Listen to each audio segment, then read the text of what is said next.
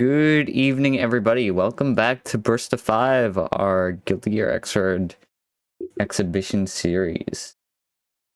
Today, we have some Burst of 5s for you.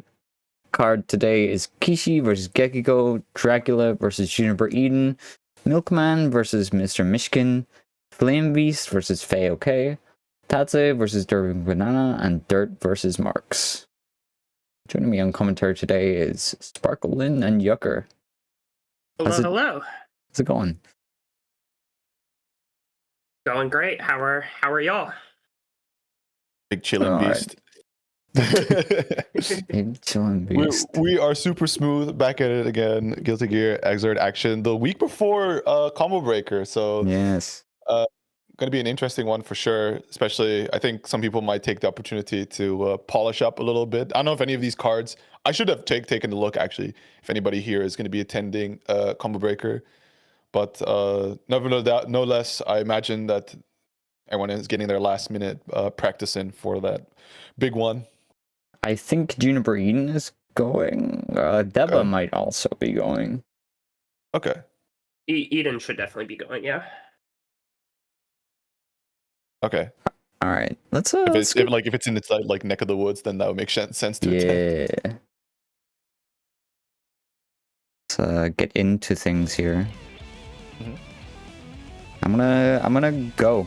Bye. Yeah. Bye. Get out of here. Bye. All right. Kishi versus Gekiko. I need to take a look at the graphic again. We'll see what characters they're playing, because it was Lycan versus Elfelt. Yes. Yeah, that sounds right. What say you about this matchup?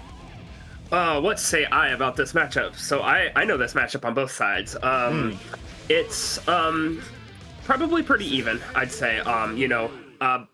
Viken has decent tools to deal with Elfelt's amazing buttons, and of course Elfelt has amazing buttons. So neither character is like really struggling here. Yeah. I definitely personally would rather be on the Viken side of things, but I'd imagine so, yeah. Yeah, but Elfelt definitely doesn't have a hard time against Viken. No, I think like you said with or like you're hinting at wanted to be on the Viken end of things is with the likes of Azami kind of warping the general game plan for Elfelt, which is largely based around being able to set things off of Pineberry, right? Yes. Where Viken's just able to turn that whole thing on its head. So Gekiko's gonna have to play in her own out of the way style to try and set this up in a condition where already off the rip it's represented frame one. There's the crouch Azami. Ooh, and Elfelt has these amazing buttons, which Viken's buttons struggle with, but they're pretty big, easy Azami and suzerain targets. So there's that too. Right. We'll see how that comes to pass, because it's a pretty good explosive start there for Kishi, but it is Gekiko that does have the life lead right now, as well as just chilling on burst. Ooh, a couple of good Azamis that haven't led to anything, just kind of weird spacings. But this is gonna hurt for sure. Combo drop though, but still trapped in the corner, holding this chip damage. 2S match working out here. Both players will still full stick of butter, try and make something happen, but ultimately just going for trades, which never in the favor for the person with the life deficit. Gekiko first round. Yeah, and JH, that trade would have been Bike in favor, but because it killed, it kind of didn't work out that way. Yeah. Kind of things you can stake differently when you do have a life advantage / life disadvantage.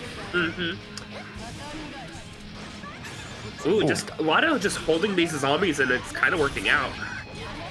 Yeah, it surprises me because Elfelt does have pretty quick access to things like overheads and lows and such. So she can punish these that are held. Doesn't even have to throw them per se. But yeah, but you have to be ready for that kind of stuff. That's fair. All right, knockdown in the corner, overhead. Doesn't have the combo though. Just panicking, jumping around. Kabari snatching from the sky, but unfortunately slinging him overhead. Yeah, get the combo there. If they're too high when you hit them with Escabari, they'll go over your head, and you can adjust for that by hitting 5k, but you have to be ready for that, and it's, Kishi is somewhat newer, may not know that yet. That's usually how it would explain these things, because following up into the same option repeatedly likely is the reason Oh, yeah. Good awareness this time. Punishing it appropriately and setting up sort of a dive kick situation with the empty jump low into the CQC. You've a zombie don't wake up enough times. Yep. Good dead angle, though. Nice. Red RC wants to push the damage a little further, get this knockdown supply the Pine Berry, but all this action a little too fake. Yeah. Calling it out in this situation and not gonna knock down combos as well, but trying to scramble. Yeah. Let's get caught out by the close slash, the low. Well, up with the Sakura, but doesn't barely get missed the the counter combo. hit. Wow, wake up rocket. Unless you just gotta rock the Genoverse.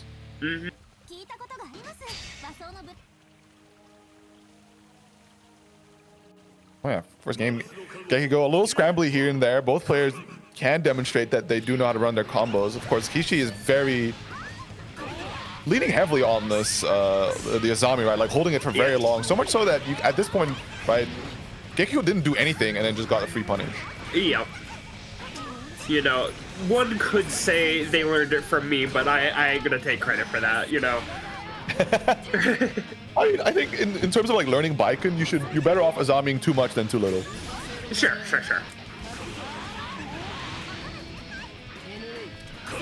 Ooh, what a trade, yeah. Probably would have worked out if we could, close slash came out there, but it was far slash. Good patience there from Gekiko, rewarded with a nice anti-air. Just needs to get that final touch, and it's going to be the run-up overhead. No throw response or panic on wake-up, so to say. Yeah. And, yeah, can't let Gekiko get away with those. Yeah, but this round start Azami is still something you have to, like, respect and be ready for. It's so strong. Makes sense. Makes sense. Beautiful stuff there. Azami there on the air dash, but hitting the JH from a little too high up does let Gekiko panic here, but has to deal with a life disadvantage and just Suzuran's on through all the options. Yeah.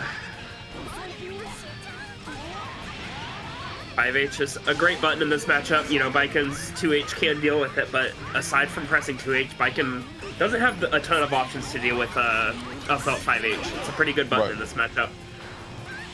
Oh, nice. Far slash. Unfortunately, can't quite connect the Vital Express. Going back to neutral. Deploys out the Pine Berry. Catches the Suzuran a little too greedy there, but no, just trying to Holding get it forever. Kishi, where did you learn that from? My goodness. Ooh. Still though, things working out pretty stable here for Gekiko, albeit there are a lot of scrambly interactions and a bit of panicky situations, not really knowing what to do from a moment's notice. But, you know, if it's winning you the rounds, then keep at it. That burst is just a little too high and close slash, you know, great button. I guess I'm being killed after this, you know, what can you do?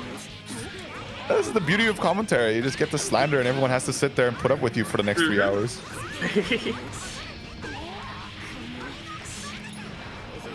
Oh, nice. Yep, that Oki option is throwable, but if you aren't ready for it, that high-low will kill you.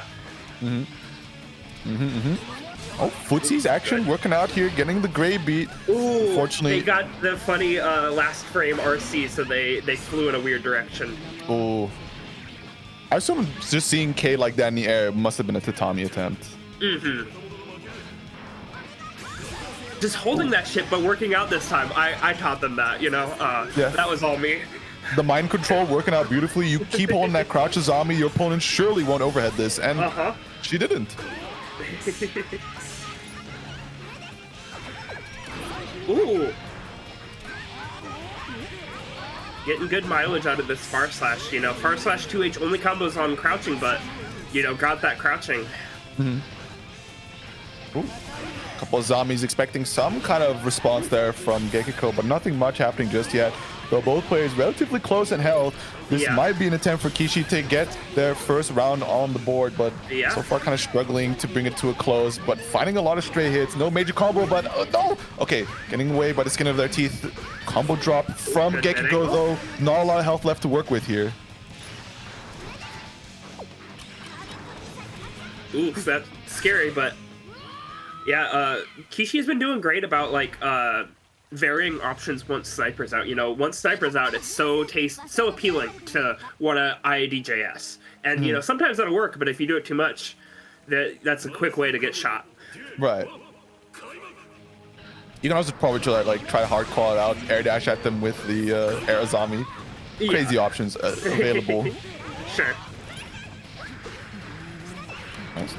Highberry set up. Ooh, good block, but almost got to crack at some point there. Gonna go for the momentum burst, trying to put Gecko back into the corner, but the Air Kabari not scratching the target, and the momentum still squarely in Gekiko's favor here. Yeah, this pressure is gonna lead to a lot unless Kishi does something, but no chance, sadly. Maybe something in the next round. yes. We're still all hoping and praying for the one round on Kishi's side.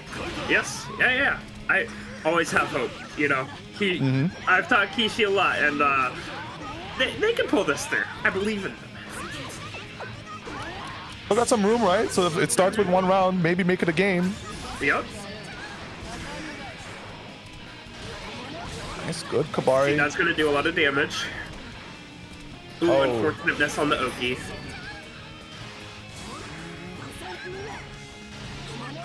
Nice patience there from Gekiko to not rush in, because there's some autopilot stuff that Baiken does that could get you sort of running face first into one of her better starters if you're not careful. But Gekiko just chilling, understanding, of course, with Alpha, you have the privilege for playing from a further range than most characters. Yep.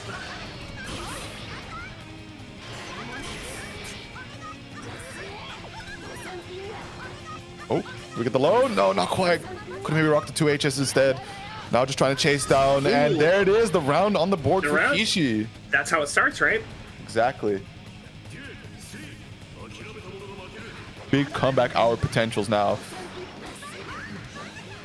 Jumping that fire slash 2H is brave, but got Kishi out, but we're back in it. Explosion, nice trade there, but not a whole lot of health left for Kishi to work with here, especially if trying to just force your way out of these situations and you end up on trades. Yeah. You know, it's a race to the bottom, and you're already at a head start. Rough. All right, so this is set point for Gekiko. Game point. One more game. Yeah. Yeah. Not. Yeah. She needs one more round, but yeah, last. Yeah. We get you. Yeah. Listen, I was born stupid. What can I say? something Baiken players, I guess. That was a really smart dive kick and an even smarter Azami, but we got burst out back at neutral. Ooh. Ooh, Azami. Nice. What? Missing the Oki though, unfortunately.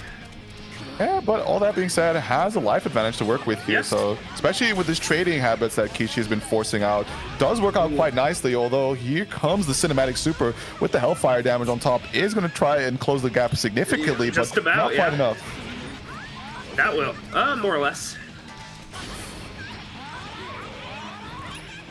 He gets hit by the meaty 2K, probably expecting that overhead once again.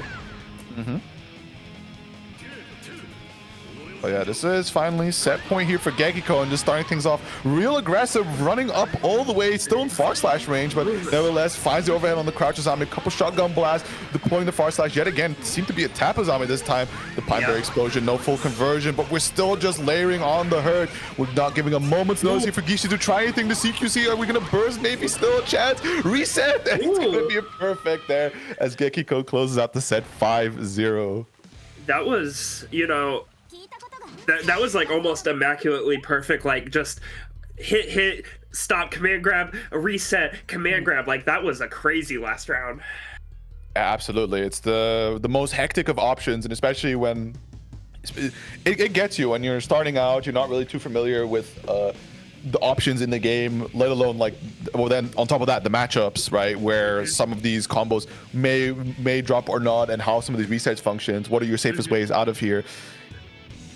Some combo drops that could be wholly unintentional from Gekiko's end ends up just doing you a much greater favor, just delivering you so much more damage off of just constant resets, right? Resetting the scaling, hitting them over and over again, because I say it every time and time and again, you get the most damage from stray hits, but it's it's an impossible thing to plan around, just constantly getting those straight hits. Yep.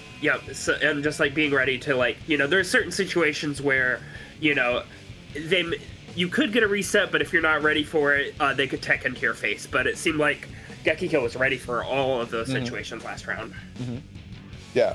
But, the beauty of playing a set, even though you get completely blown out 5-0, is that you have now 5 games worth of footage to go over, especially, like you said, your one of your proteges, apparently Junk Lion, Lex, also claiming them. So between you two, a lot to go over with. So definitely looking forward to Kishi's improvement in the matter. As we're going to be moving on forward here to watch Dracula versus Juniper Eden, getting a little chip face off here. Chip mirror match. I can't even fathom like how this is going to look,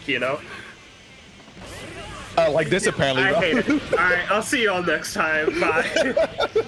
Nobody had that one in their books. The run-ups, round start, run-up Beta Blade into the Danger Time clash, although Dracula is significantly on the back foot, taking a lot more mortal counters than Juniper Eden so far. I hate this already. Like, they've teleported at least 15 times each. We got Danger Time already. God.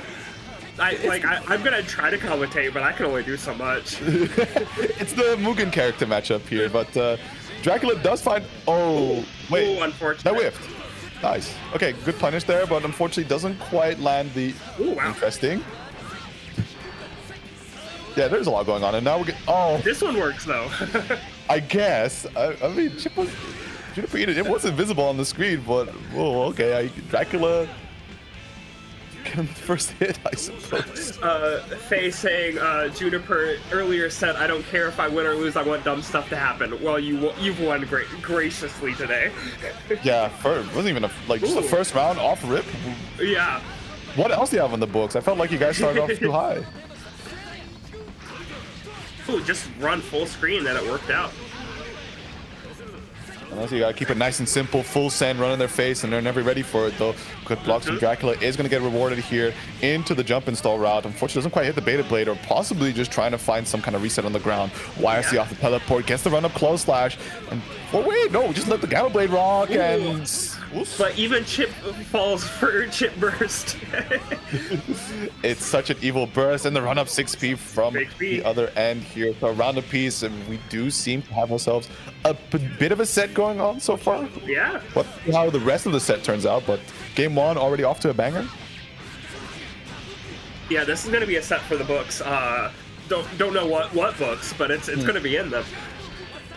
Dwarf Books of Grudges, maybe. How do you know who's winning neutral? That's a good ass question. Let me know if you find out. Yeah, meter usage and probably. Wow. Interesting. That was like a weird cross under situation. Crazy. Oh, taking it on the Banzai yet again. This time gets the knockdown off of the super kunai. 6HS trying to keep Juniper Eden locked into the corner. Constant teleport options. We see a lot of scrambling, looking for that last hit, but from behind the Zanzen Roga connecting like that. Yeah, first one goes to Juniper Eden. Apparently, according to the health bars. I couldn't have told you that, but according to the health bars. Cool. So everybody, probably best advice is to cancel all their Kelshi bets on this, because there's no way to determine what happens here. If you Kelshi bet on either side, you lose, actually.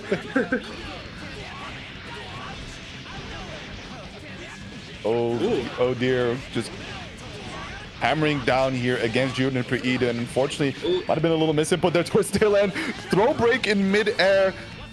And Dracula is desperately trying to escape the corner, but Juniper Eden doing everything in its power to keep him trapped. Ooh, wow. That was a weird situation for sure. As opposed to all the normal ones that's been happening.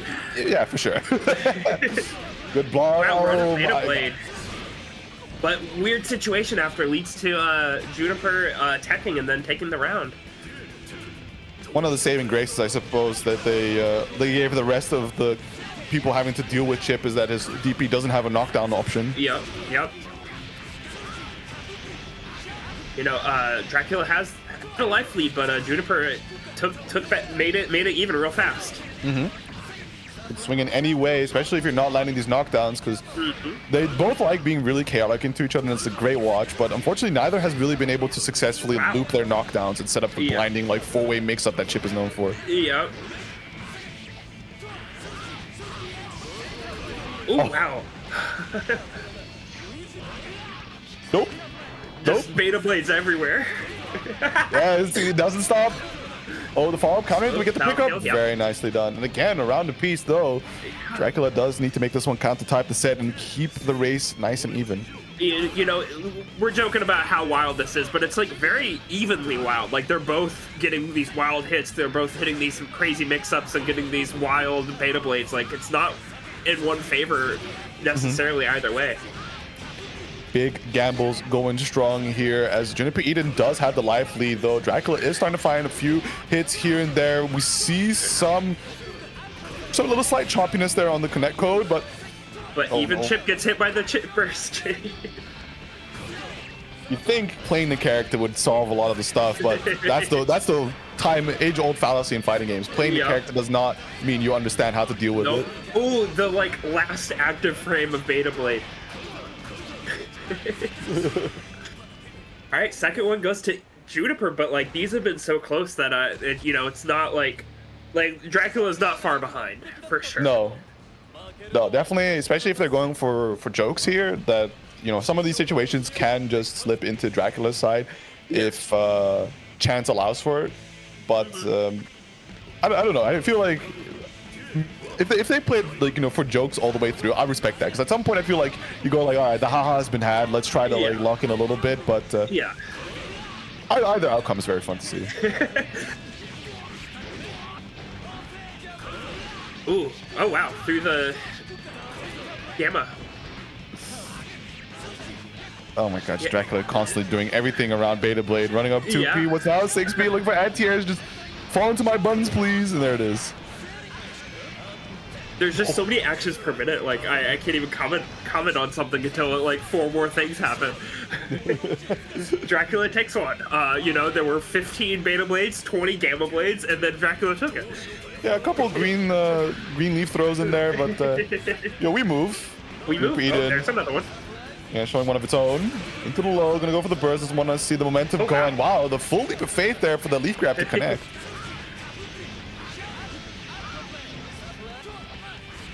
Wow, yeah. Just the fall down low. Good tech grab. Nice, yeah, we're starting to see some more of this mix-up, right? Get these knockdowns, set up these 4 ways. The Gamma Blade catching there. So it's again Juniper Eden tying up the rounds here, but just with the potential to keep running the lead here, Dracula needs to make every last round count to just try and close this deficit on game points, excuse me. Yeah. Ooh, run up Beta Blade again. Yeah. Oh, that's a strat. Wiggle the cord as your overhead is coming out, so the stand guard doesn't input through. It takes a lot of skill to be able to like do that mid combo. Dracula on the board now. That one was pretty. That was a pretty definitive round. Just like relentless pressure. Yeah, absolutely. So, I think the gloves are starting to come off a little bit here, especially now that we see the players are accessing their knockdowns, which means it's the inevitable on Chip. At some point, it's just going to lead to that 4-way. Yeah, and like, jokes aside, this has been wild, and they're adjusting to like, oh yeah, playing neutral against Chip is way different, but like they're starting to get into that groove and getting more knockdowns. Absolutely here. Oh, good. Red RC wants to push the damage a little further, going into... Oh, that's an interesting way to spend your 50. Trap yourself into the corner for the counter confirmed, but unfortunately drop there for Juniper Eden into the tech. Beta Blade, try to set up a 4-way mix, but we just get called out with heavy slash. Maybe a throw attempt, but who's to say? And with the late Beta Blade connecting, there's still a lot going on between these two. There is so much going on between these two.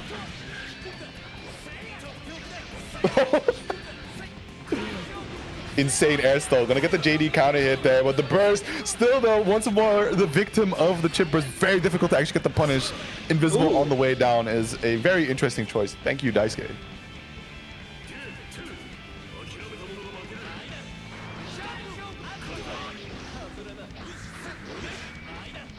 Nice back dash. Beta Blade again. Don't stop.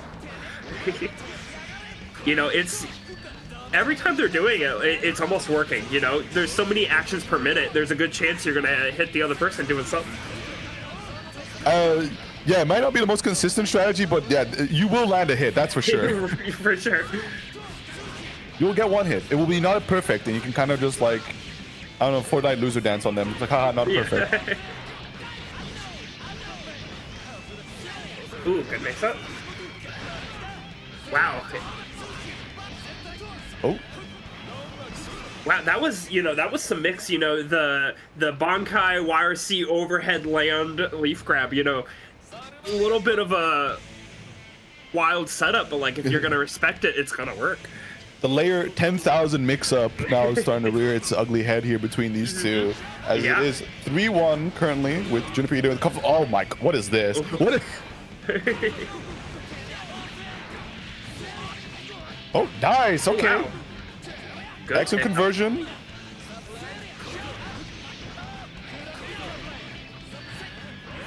I don't know if they're messing up their the FDC options, because just being raw J2K on chip is usually an indication of a mistake. Hardly this move is intentionally used in Xrd. That's usually just that's reserved solely for the Baiken matchup. Oh, yeah, fair enough. Oh wow. Oh my god. Just so much happening. Oh. Blitz, good option against Chip, but not gonna work against Kudai. Oh, can't blitz supers. Sadly. Ooh, good block on the 5D.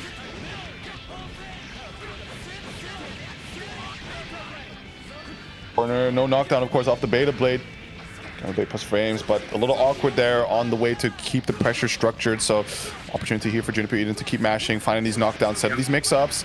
But again, the Bonsai blocked out, but had the 50 meter to cover for it, but canceled the leaf grab into the wall cling, unfortunately. Wow, good block on the Beta Blade. Really believing in the third hit of these Rekkas. Oh. Okay, both bursts off the table with hey, nice Anti or 5K? Yeah. Didn't quite get both teleporting.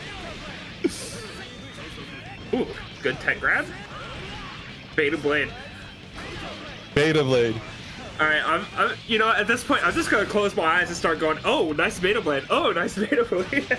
The fair chance that you had guessed correctly that was an option, but I think the layers started coming together as Juniper Eden just waking up mashing at this point as well. So Dracula is trying to look for some of these like hectic Beta Blades, as both are trying to condition their opponents. Ooh, waking up with buttons isn't working out anymore. Dracula's got one more chance, or one more shot to end it. Oh, Beta Blade. Wake up Beta Blade. Wake up Beta Blade, but too much meters stacked in Dracula's favor. So getting closer to tying up the set there. So standing 2-3 currently, as some of these rounds are indeed looking really sweet here for Dracula. Really, really strong momentum that Juniper Eden hasn't been able to navigate out from.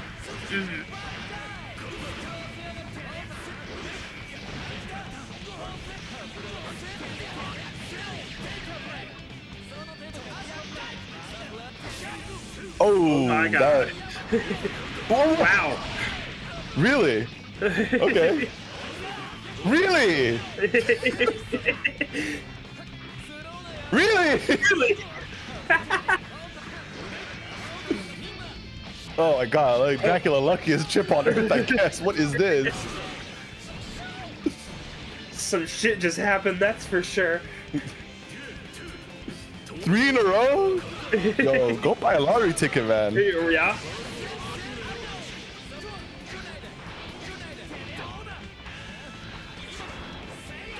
At some point, it's like, this is the other aspect of playing fight games. Like, you just mind control your opponent into like all this stupidity with you. Oh. Ooh, yep, teleport grab, the classic. We gonna knock down here? Yep, sure do. Looks like missed the actual mix-up, but still kept pressure going. Yeah. Oh wow, that JS was evil. So though, pixel health here for Juniper, trying what it can to claw back. Hopefully, okay, chip damage. Chip on the Beta Blade, yeah. You know, was right that Beta Blade was happening and baited it, but didn't FD it because, you know, why would you usually? We forgot, and Chip dying from chip damage. Poetic. But that ties it up, you know. That means, you know, I need this to go to a final. You know, I personally, I need that. It would be really hype, but as it stands, right, Dracula's been demonstrating yet again some really stable and solid momentum against Juniper Eden, struggling to keep up. Before we had it go into a round apiece, but now the last game closed out 2 rounds to 0. Yeah. Although Juniper Eden is kicking things off pretty strong here. Ooh, yeah, that 6H will eat up you try to tech. Mm-hmm. Oh, the burst on Zenroga. We bet I know you're some shit. 17 black, let it ride.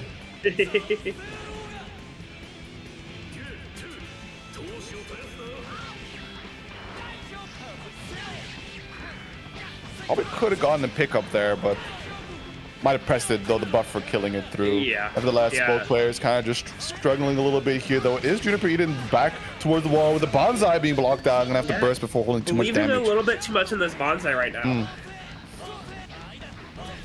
Yeah, like... Run up to each. it's a vibe. We're still beta blading, though, and wait, tech alpha blade. We didn't learn our lesson. We do it again, though. We're gonna beta blade through the bonsai. Not gonna be able to secure a knockdown, but push a little bit of damage. And tech beta blade. It was tech air dash beta blade. Like we gotta adjust the range a little bit, so it seems. True. Ooh, wow. Oh, this might do it. Oh. Chip on the alpha. Yep, dying by chip damage.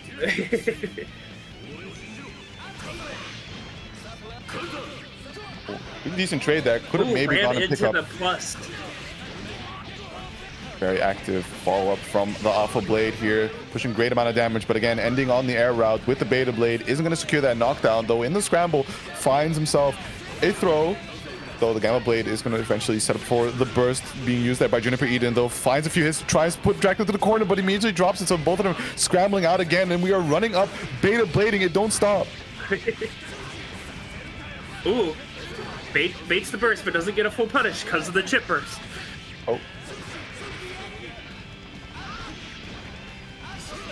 Oh, wow. Ooh, okay. All right, so Juniper takes another one. You know, said you may have gotten some momentum, but, you know, I'm still here. Yeah.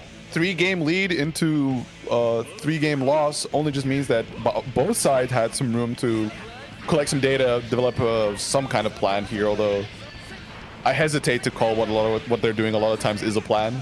Sure. You know, it's chaos, but, you know, they're ready for it, you know? Is it like organized chaos where your parents are wondering, it's like, well, why is this room so messy? It's like, I can find everything just fine. Exactly. Good burst. Wow. The throw works, okay.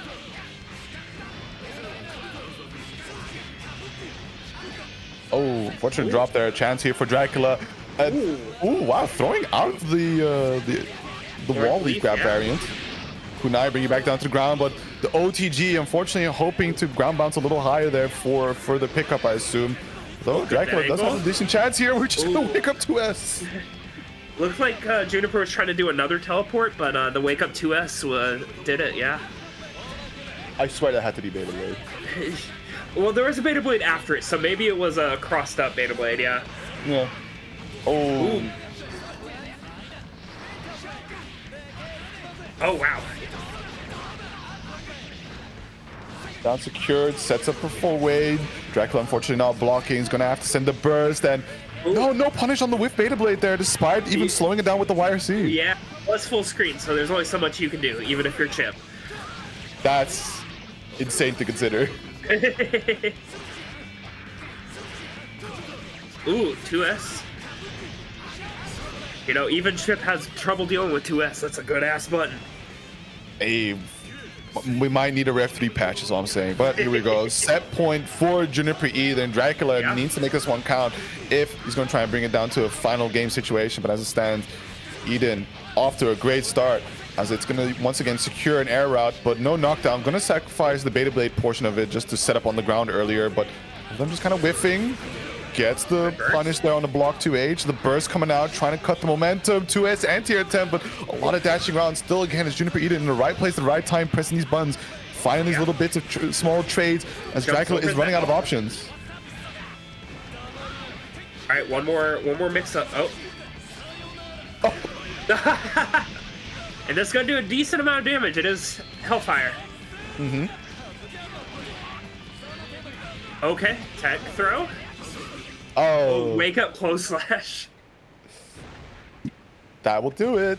And that is the 5-3 there for Juniper Eden. Taking quite a hectic second. I would say, like you explained in the beginning, both of them were just trying to make it as crazy as possible. And well, round 1 already had mission accomplished, but I'm still surprised there was so much more to give between these two. I thought we hit heights at round 1, but it kept going. Indeed. We're tearing through these pretty quick, though, despite some of them going the longer distance. Although this is now a Potemkin on screen, so we might see a bit of a slower burn. Although, of course, Potemkin rounds do occur from time to time where it's a speed run of epic proportion. But what do you think about the Pop versus Answer matchup? Pop versus Answer? I don't fucking know. I can't. How many times have I seen this matchup? Like 2 or 3 times in my life. I gotta imagine that it's probably like pretty hard for Pot and Neutral, but it's probably also like pretty hard for Answer to deal with once Answer gets knocked down. So it's probably a very snowbally matchup, I imagine. I feel like it's the right train of thought, but ultimately for Answer, he has a lot of priority at full screen just to be able to set up scrolls, right? Which makes it very difficult for Potemkin, who has to constantly approach. And we all know Potemkin's approach is very limited. On top of that, right, within the strike throw game, Answer's parry is just really strong because it puts him airborne. So you kind of double whammy. If he's striking, you parry. If he's throwing, you're airborne. So you can kind of recover and probably get a punish off that. Yeah. We'll see. Oh, no knockdown at first, but we'll see how Answer gets to deal with like setting up these scrolls and just like flying around. How Mishkin will deal with that. Definitely a very key one, but the 2D challenge immediately going to scroll cling drop there. And still just setting up all this blinding movement once more. Very difficult option to deal with, right? You see the Answer standing in the air. Your natural. Oh, he's gonna drop resets on top of it as well. Oh! What a call out. Yeah, absolutely, and was extremely right for it. Oh, probably would have worked if there was a delay there, but wasn't ready for the parry. Oh, just gonna get the dash through there. Milk in that first round there pretty comfortably. Yeah.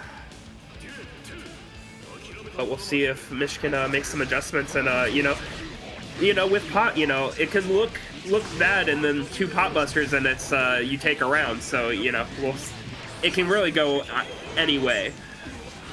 We'll see if that comes to pass. I mean, so far we saw Mishkin kind of make it a bit of a battle due to a really solid read on the Heavenly Potemkin Buster, but effectively repeat. Oh wow, okay, the 5P able to deny the follow-up of the scroll. RC slowdown, keep trapped in the corner. JD, as always, working very nicely here, but the back throw and send back into the corner, and that is going to be the game closed out. Very fast one, but that first one there was a lot more of a fight, so like I definitely think Mishkin can make some adjustments and like get back in here. I hope so. It's going to be a long road though, because we do see some interactions, from Mishkin, so there is potential, but by the time that these interactions start mattering, right, Milk is already. Yeah, Milk has already gotten such a lead. Now trying to go for the momentum burst. Finds the pop bust on top of it. Sadly not in the corner, but it's a great start. Yep. Ooh, looks like was ready for the parry that time, but couldn't do a whole bunch about it.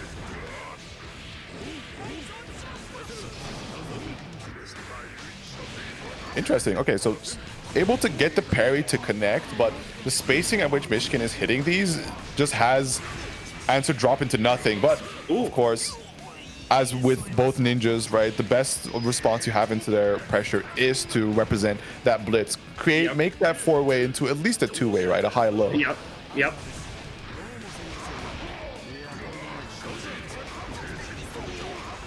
Oh wow, I did not think that would connect. Gotta believe. Wow, done already? That's crazy. Yeah, speedrun Potemkin round. Unfortunately, not just the end yet, but the JS from the top rope is gonna do the trick here. We were saying the first one was so dominant, Michigan's gonna have to, has a long battle and then it gets a perfect, anything can happen here. Absolutely, yeah, I eat my words on that one, but at the same time, right, I did warn everyone that can't just happen pot rounds. It can't just happen. Ooh, it looks like was ready for the parry, but wasn't sure exactly how to take advantage of it. Okay, not quite a punish, but yeah, blitzes are being shown, so Milk has to consider the low option at some point. Yeah. If mids and over, again, I don't think Michigan is just seeing too much difference in what the pressure is that Milk is running, but all of it's been blitzable so far, so we'll keep at it. Ooh, feint on the 6K. That kills, yeah, for sure. Rare moment of answer super killing? No way. Yeah, notoriously bad, but when you're down to like 5 health, it will kill. Ooh, good 6P. Into the knockdown. Ooh, it's a knockdown off the slide. The ICPM, unfortunately, not able to get the connected. Ends up having to spend the burst there to keep the momentum. A little bit of panic between both sides, but an excellent flick there on the card. So it is going to be Milkman that finds the out. Good combo, and especially against a heavyweight, this is one of the better times that Answer has to combo. Look at that, the full Monty.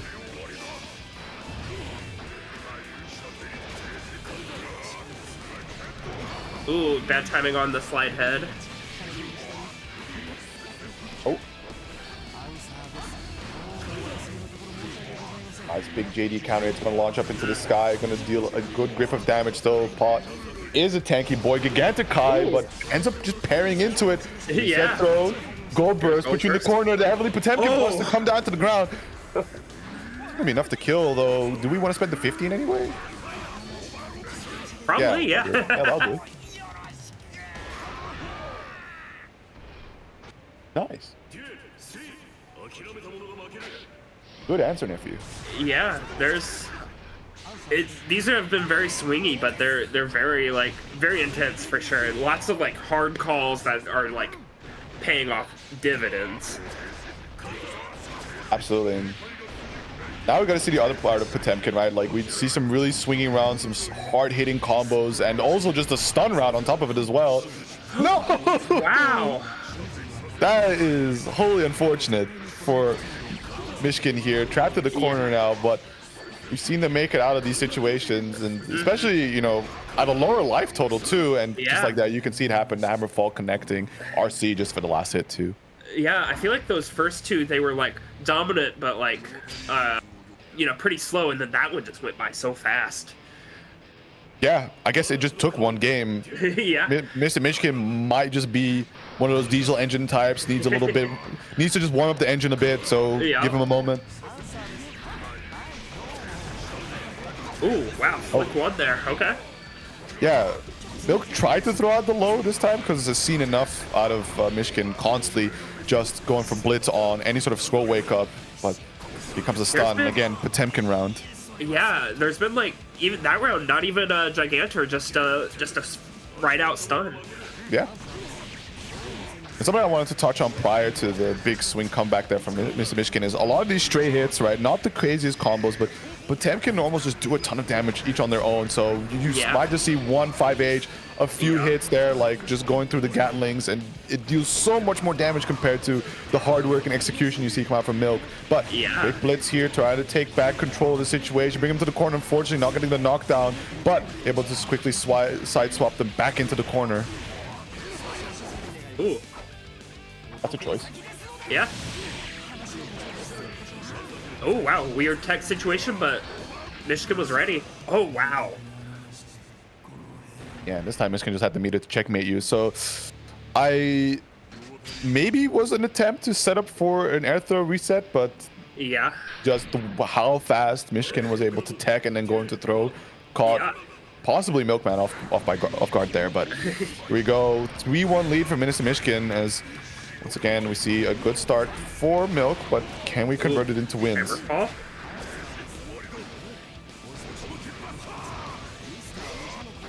Ooh, was ready for the parry, but didn't have any punish on deck.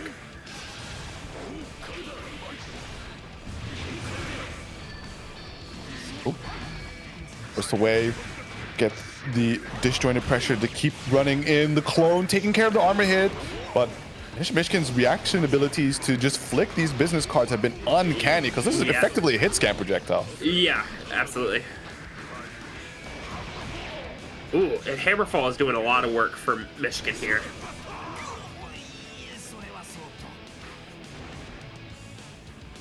Indeed.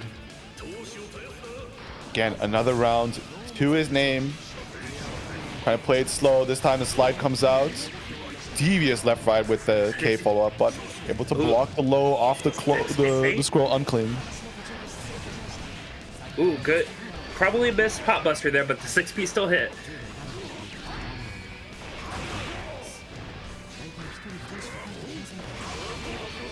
Ball Hammerfall pulling is his doing way a lot. through. The reset there, catching with the heat knuckle to the extent. Oh. Or, oh. I don't think this will do it. What would that Oh, seem? that might, though. That Yeah, sure maybe. will. That sure will do it. Yeah, Michigan really got that momentum and has not stopped. We'll see if Milkman can, you know, make that adjustment and stop this momentum. But, you know, Michigan is really just chugging along now. Absolutely. At any sort of recovery, gold burst whiffed. Able to slip under the 5P there, keeping Michigan trapped in the corner. Doesn't get the Izuna drop, though. This time Michigan was ready for it. Did jump on side of the fainted 6K. Yep. Ooh, just gets hit by the meaty mid.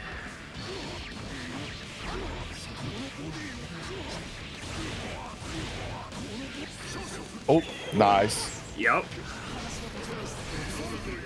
Gigantor, yeah. No stun on it, but stun's not far away. Yeah, 3 counter hits will do it for sure. No! Maybe. Crazy Yeah, match though from Milk. Yeah, so there's been 2 times now where, you know, maybe Michigan should have just dropped the combo and got for the Pot Buster, but tried to, like, get a little bit extra damage, and it kind of ended up not going well because of that. Yeah. Unfortunate there for Mr. Michigan on those, but trapped in the corner here yet again. Ooh, the Izuna drop reset, still working out wonderfully. The blitz not able to connect on the target. Trapped in the corner now with next to no resources. This should be the clean sweep here for Milk to take yet another game. Needs to work a bit more for that last touch. Might we see another attempt at an Izuna drop? There's no way that's killing, yeah. Oh, the blitz? Yeah, okay. What do you got here, though? This situation is so bad. Like, but it just takes a couple good hits.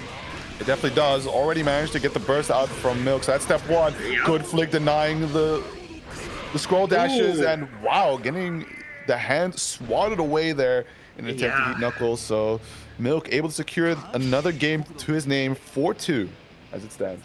Yep. So, you know, Milkman really showed, hey, I'm not out of this, but, you know, again, Michigan is still so much farther ahead. It just takes two good rounds. Good And 6P. he does. Oh, good blocks on Hammerfall. Gonna get a quick little combo there just to secure that knockdown. Fortunately, not able to get the full routing. Puts himself into the corner, just what he has to do to escape. Hammerfall moving on forward. But I think the clone actually stalled the advance a little bit, so Yeah. giving time for Milk to recover. Tried to get an air throw, I think, but it didn't work out.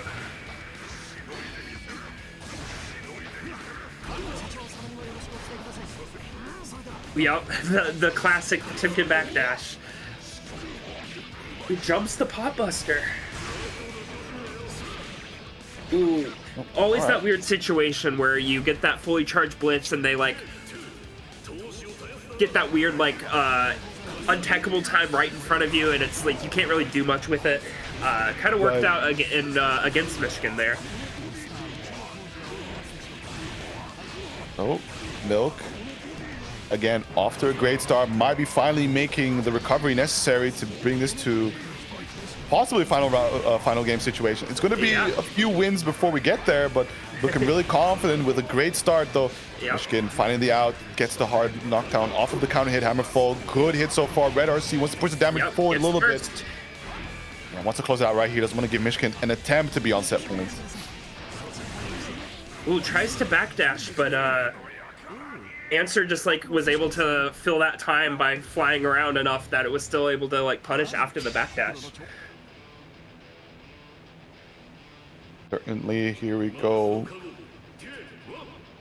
Milk inching closer on the scoreboard to Minister Michigan, as we've seen some really solid momentum. Michigan attempting to interact in between, but hasn't really found too much success, although this pop buster is going to be a great start. Trapped in the corner of the backdash, able to avoid the 5k, the meaty. Good blocks, but not patient enough. The Hammerfall getting swatted from underneath. The gold burst wants to keep you to the corner. It's going to take the knockdown into the Gigantor. Nice parry attempt. Wow, reset into pop buster. Probably going to stun here. Yep. Oh, yeah, that'll do it. Yep. Okay, we get it this time. We get it this time. All right, so this is a match set point for Michigan.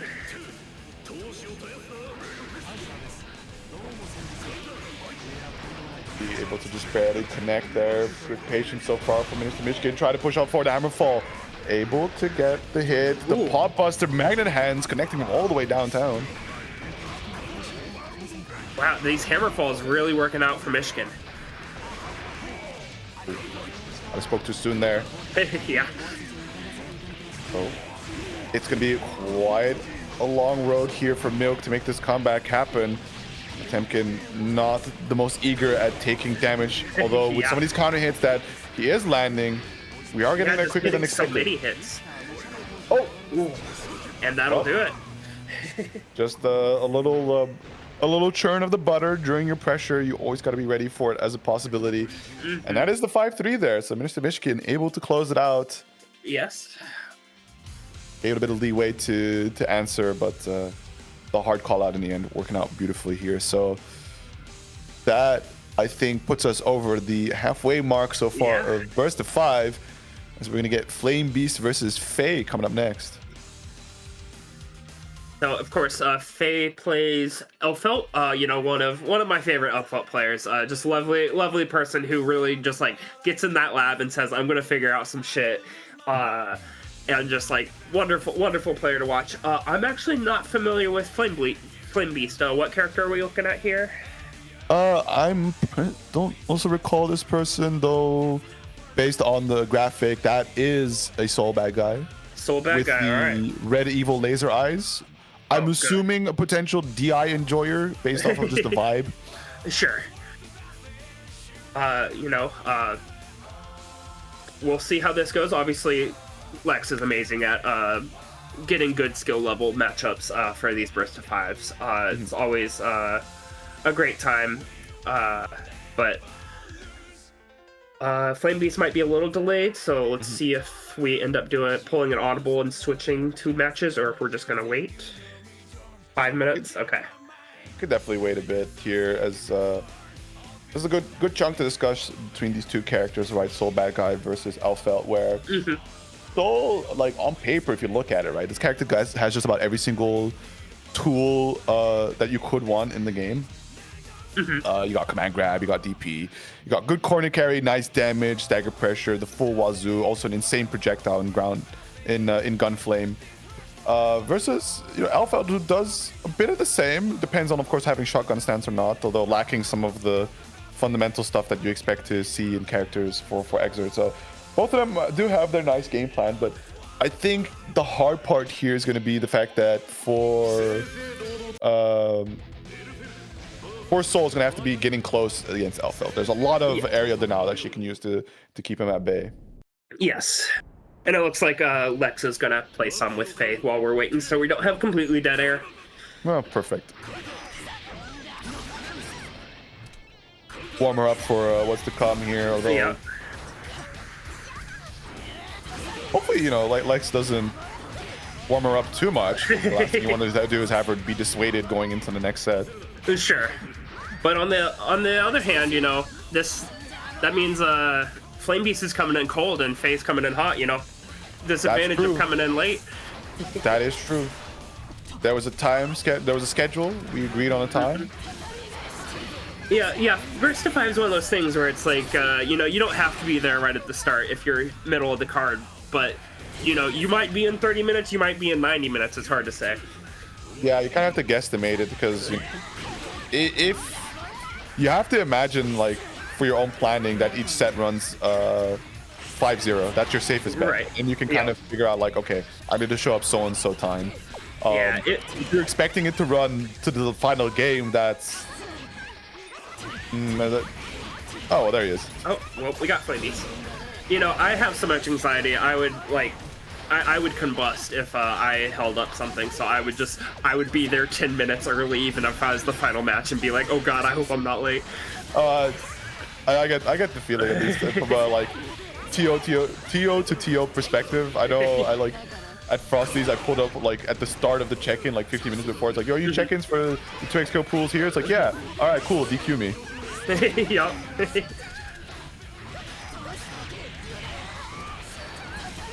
And we're still doing great on time. You know, this is halfway, and we're a little less than an hour, and so we're doing great on time. Yeah, it's surprising because we've only had one 5-0, which ran, I think, a little on the slower end because, you know, it's what happens when you get beginners to play against one another. It's not going to be optimal, of course, right? It's going to be a little bit of scrambles here and there. But even some of them, right? One of them went the distance between Dracula and Juniper Eden, and, you know, decent set prior. So surprised to see it go by this fast in the end of it, but we'll see if we can actually burn some of the time we made up. Yeah. You know, with chip mirrors, you know, it was wild, but, you know, it's still chip life, so they're going to go by fast, I imagine. That's fair. But the unstoppable Flame Beast versus Faye, and with a name like that, what else could you expect then? Round start, Ground Viper to kick things off, and already swinging with big-ass Hail Mary buttons. That is so bad guy. Fafnir catching the jump out.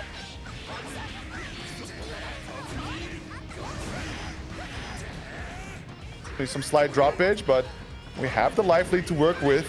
Sends out the Bandit Bringer, but no punish, and the Ground Viper.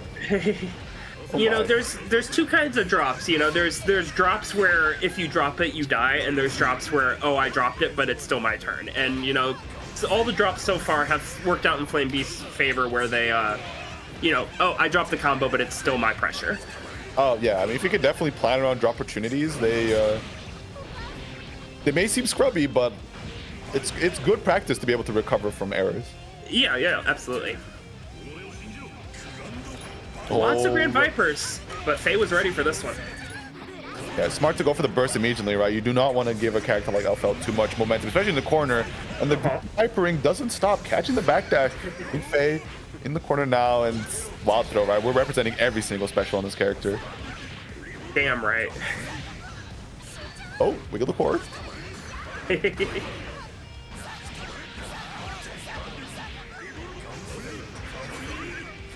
Those frames. And again, oh, interesting to see the R slash come out there. Yeah. Obviously, even if that didn't kill, not a great situation for Elfeld. No. What's going on here? Maybe something about the connection we saw. Yeah. I figured it was a little bit too hectic here, but MS fluctuatings can happen. Unfortunately, it is a peer-to-peer game, so sometimes goofinings happen.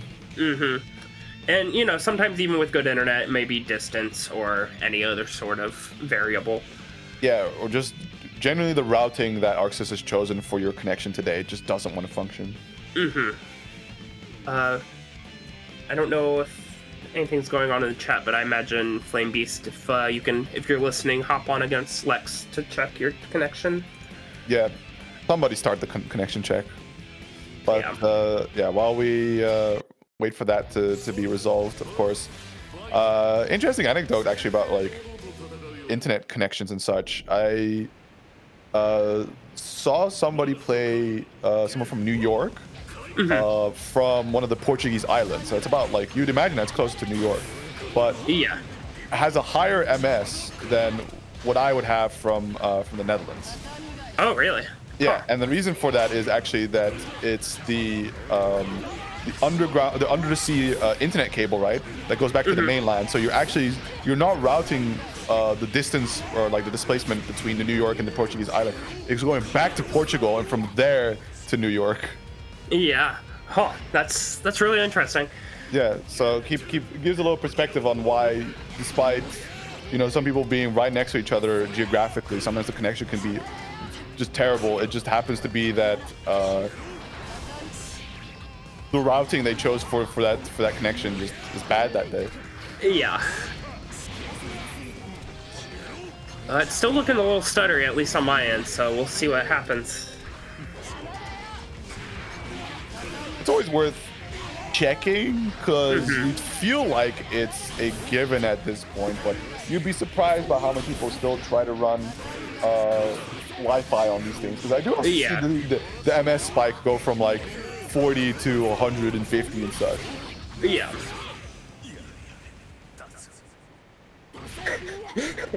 that should said 5 rollback is that good.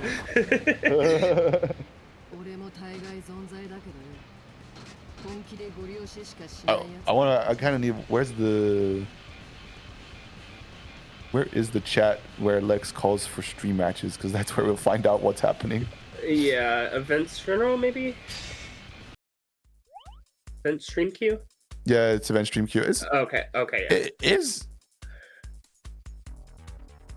Is he on yeah, thank you, Safia. Is he on Wi-Fi? This feels like Wi-Fi connection.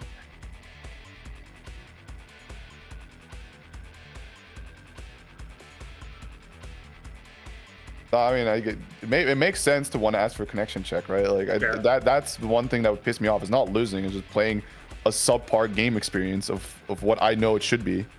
Yeah. So you should definitely this goes unsaid too much, like especially in bracket. You should just like Alt F4 the game right there when the connection's bad and just call somebody, because it's better to resolve the tech issue early than just be like, oh, I don't want to be that person, right, to sit there and complain about connection issues, because it may just be you lose the set and this person keeps bubbling forth because there's constantly people saying, I don't want to be that person. Yeah, because like, there's sometimes where it's like, oh, I can tell we're so evenly matched, but like the fact I'll never hit a reversal in this in this set is like, that's game losing, Yeah, exactly. So I'm surprised there isn't. I mean, are we sure that Flame Beast is just on Ethernet? On a wired connection? I don't know. I'm not sure either, but looks like what we're doing is Faye is going to play Dingus. Yeah. Well, that changes things up. It's now the Faust versus Elfeld matchup. Yeah.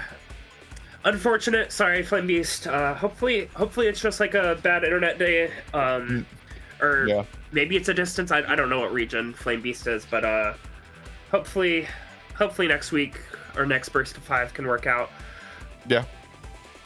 I mean, from my eyes, right, both of them are on 4-bar connection, so yeah, it could genuinely just be that, right? Like they have a bad routing, so yeah, or just Flame Beast's ISP is shit in the bed that day.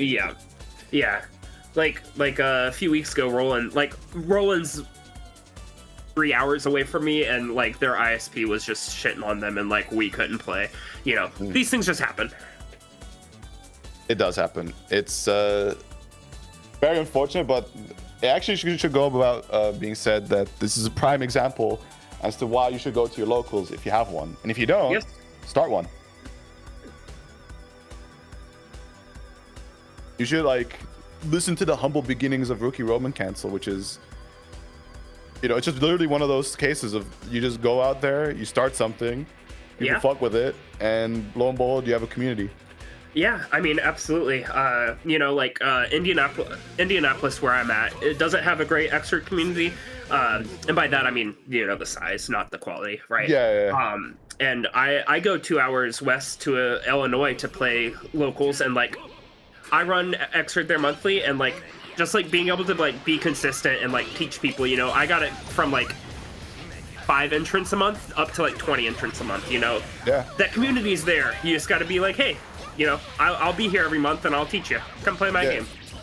Yeah, I mean, it's the exact same thing. There was barely any BlazBlue in the Netherlands, and now there's 32 people signing up for BlazBlue in the Netherlands. Oh, hell yeah. Alrighty, though. Enough about starting up communities. Yeah. Things seem to be going much better here in terms of connection, and both players are going neatly back and forth, although Dingus had to curse us with Helium Elfelt.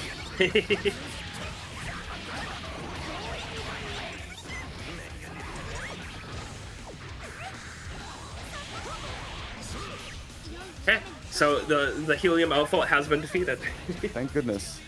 Don't pull Helium again. As a matter of fact, don't use that ability. Don't pull it. It's cheating. True. It's random. Yeah, literally. Game warping ability, insane. Anyways, good start between these two though. Faye, he's knocked down, trying to back away, hoping to bait some kind of option there from Dingus, but hey, you know, Faust players, you're giving them a moment to pause, and there they go into the sky with a J2K following after. Yep. Ooh, anti-air far slash, always you can't really plan on it, but I love to see it. You dead? No. Ooh, weird dead angled the explosion, but wasn't close enough to Elfelt. Interesting, but man, Elfelt and shotgun stats is such a crazy thing to deal with, especially like you see Dingus trying to scramble and leave through the air, but Faye just sharking right underneath, constantly just pressing shotgun S. Yep.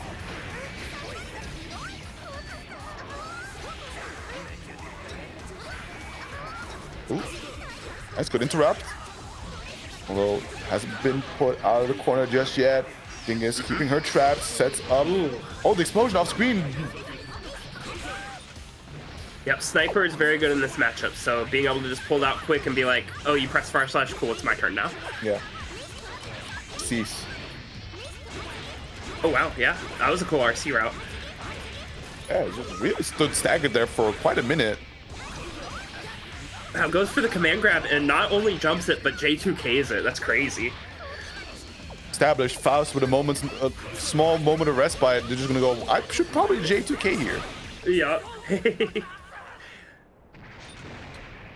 Yeah, it's like almost like a Faust player's idle animation. They don't just sit there. They're sitting there J2K. Why wouldn't you? It's like, plus what? 3? It's insane. Something like that, yeah. Yeah. Insane button to press, high attack level as well, so even if it trades, it just, you counter hit for 10,000 years for them to do whatever they like to pick up off of it. Yeah. But first one goes to Faye. Absolutely. Good start here though for Dingus, already trapping her into corner. There comes the helpers on top of it, but unfortunately getting a little too spicy with the mix-up. Let's Faye get away with a wake-up throw option. Into the shotgun stance we go. Ooh. Oh, gets away, and the J2K again. Nice, yeah. 5k anti-air. One of the things you have to very carefully consider into Faust is, do I really want to jump against this character? Yes. Ooh, good blocks on the flower wire C. But you're in the air against Faust. That 5k is coming for you. It's still one of those scary things when you have to play against Dingus, is just how consistent he can be with FTC JK. Yep. Oh, wow. Okay. Oh, wow. Kicks away the Pineberry as well. It's a bit of a big baby. It's going to have to get the knockdown here with the flower set on Oki. Finds a few low hits, but able to get the full conversion. Black hole. The trades. Little, like, just trying to navigate out of this corner, and Dingus is like, you are staying in this corner. Yeah, and especially, like, if it's a slightly, like, unsure situation, Dingus backs off, tries to play from a range a bit, see if Faye is going to commit to anything where he's just primed to strike, and then if nothing happens, runs up. Absolutely. We're one apiece so far. Yeah. Pretty good, pretty solid back and forth. Yeah. And obviously these two have played a billion times, so like Oh, for they sure. know each other. Dingus. Ooh. Dingus has been around on GGXrd. Definitely has improved significantly playing off Rookie Roman Cancel. Yeah. Faye was made by Rookie Roman Cancel. Yes, absolutely. Oh wow, just hovered right above that far slash.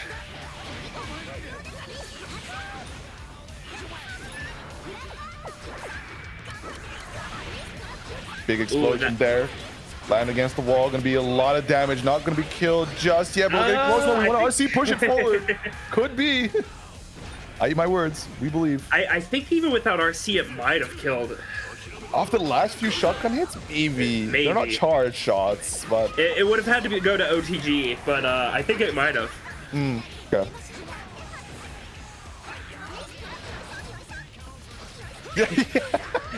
When you have shotgun out, it's actually like it seems like you're being a shithead, but like just pressing S under them is like actually a real option. I mean, those buttons are insane, right? Like the reward for having stood still for a little bit to pull out a gun gives you access to insanely fast normals that also have really good recovery on them. Yeah. You just can't jump. And you know, shotgun S is like only hitbox from her knees up. It's insane. Yeah. So, you know, why not just use it? Baits the super, but keeps pressure. Ooh, 5D YRC.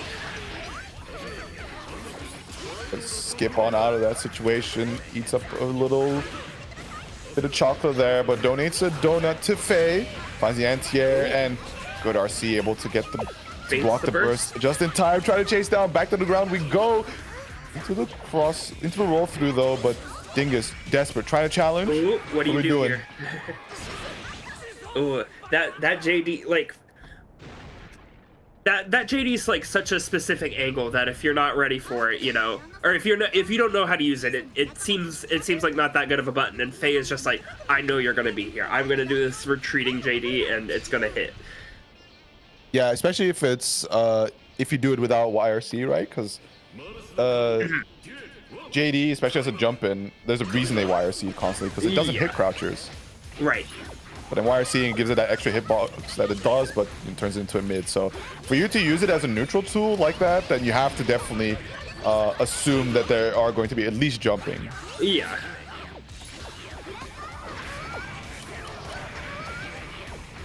Lot going on in neutral here. Meteors are coming. Yep.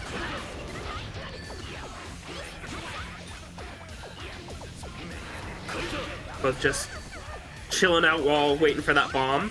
Ooh, fishing pole. You know, it was a little bit of a just hit the recovery of 6P, but it connected. Yep. All right, nice scalpel pull. Gets the link off it as well. Bit extra damage plus the knockdown secured. But Claw Slash working out. Do we have the routing? Wow, able to get the side swap. Might have been a Black Hole exclusive. Maybe. Ooh, the charge blitz combos. Let's go. Good routes. Not gonna kill, but one more will do it.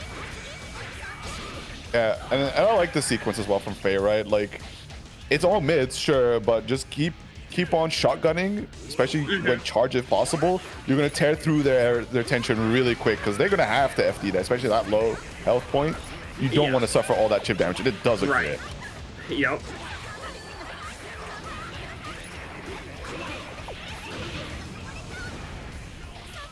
Ooh. Ooh, bomb keeping you in the corner. Just kind of, you know, Dingus again, you know, not like overextending, just like being like, I'll sit, you know, mid-screen, you're in the corner, you have to come to me. You have to do something, and if that's going to be a shotgun pull, sniper pull, or primary pull, hold this far slash. Yep. Oh, and nice approach.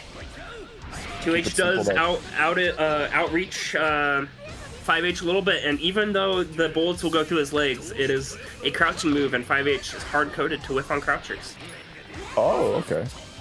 Yeah, any crouching move, even if like a Slayer 2H, even though he's standing, it's a crouching move and the bullets will go right through him.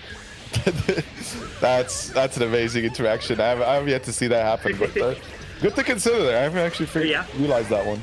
Yeah, it's hard coded. It'll whiff on anything crouching. Ooh. Yeah, that's probably one of the harder parts with dealing against Faust air options, is that his air dash is very long. Yes. And he can kind of cancel it anytime he wants. Yeah. Ooh, yep, just keeping up that pressure. So that puts it at 2-2. Yeah, nice and even between these. Yeah.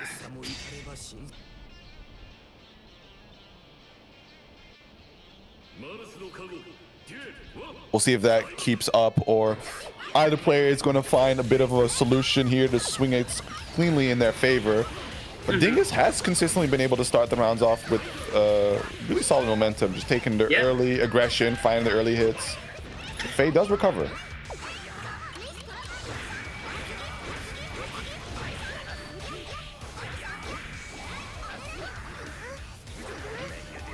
Ooh. One thing is that did manage to pick up the jackpot donuts there, so the disastrous thing that you wouldn't want to have your opponent get access to there, but with the life lead that Faye has, in a much more comfortable position to actually play from afar, because now Dingus can't really do that hovering that we've seen him utilize so well before, where it just retreats to mid-screen, says like, you gotta try something, because the onus to approach is on him, and Faye is using that to just constantly dance around, but being a little too aggressive, ending up pressing and holding herself hostage as the bomb explodes. Ooh, that... Possibly hoping that would have comboed, but it didn't, but it looks like Dingus was possibly holding up there anyway. Oh wow, just hits the recovery of fishing pole. Little footsies there. Air throw puts you into the corner. Nice little stagger pressure. Sets up the meteor once more. Full conversion, the burst, but you're going to be held still. So it does allow for Dingus to keep up control of this corner position, though Faye finds the scramble and the out. Into the CQC we go. Bridal put you in the corner. Still has the shotgun ready to go. And it's going to be a really scary situation for Dingus to navigate through.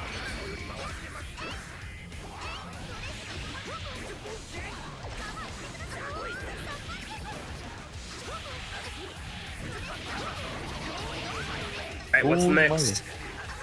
Oh, good backdash, but keeps the pressure going. Great close slash as a response as well. Gonna get this knockdown secured with the Pine Bear on top. But we gotta mind, the 100-meter on Dingus. It means that's a rip into super RC. Not gonna kill. Too far. Needs to find a way in, trying to cycle through any item that would allow him. Oh wow. Oh, jumping into Trula is bold. That'll do it. All right, Faye has the lead again. Yeah, had the donut pickup. Could have been pretty clutch in the situation, but conceded it over to Faye, and then it just gets run under into gunshots. So yeah, like you said, lead back in Faye's favor.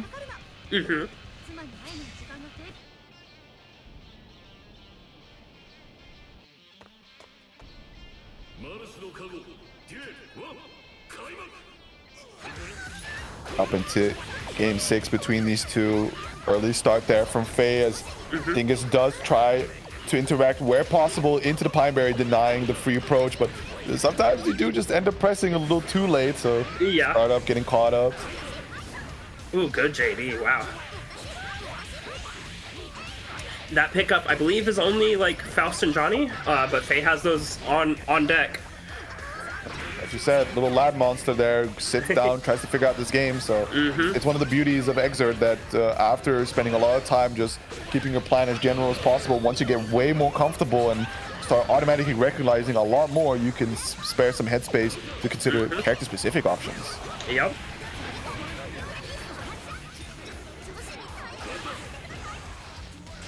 Yeah, and Faye is really good at doing these like jump back JDs to really just catch Dingus's approaches.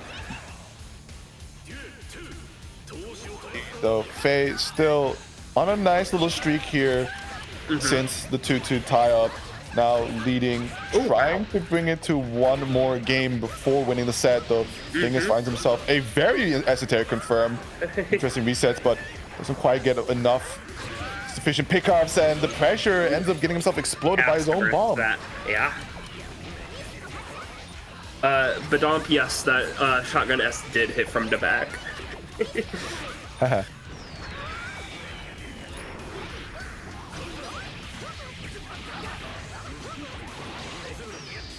Yep, the meaty flower there, though. We're going to dead angle. We don't want to let Dingus get away with any more sort of corner control, but calm, cool, and collected. Just wake up into the mash, able to find the answer necessary to tie up the rounds.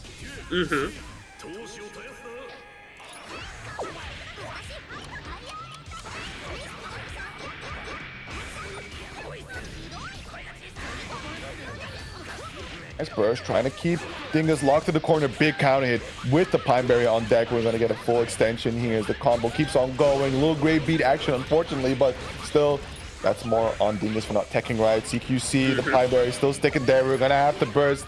As soon as there's not going to be a whole lot of health left for Dingus to work with, but the JD shoves him right back where he started. The J2K does succeed, but air dashing over one another, swapping places here, but Faye keeps up relentless offense here, trying to put him into the other side. The Pineberry, what's the response? RIB, but we haven't escaped the corner, and blocking the JK holds him still for the explosion as Faye is one game away now from closing out the set. I haven't seen all of their, recorded sets, and I think last time went a lot more in Dingus's favor, and Faye's, this matchup they've played so much, it can really go either way, but Faye is really has the favor today. Yeah.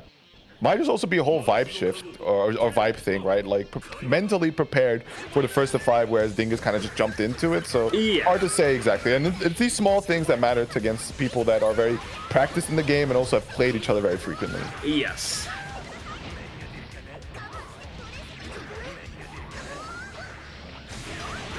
Ooh, pressed the button right as the bomb was going off.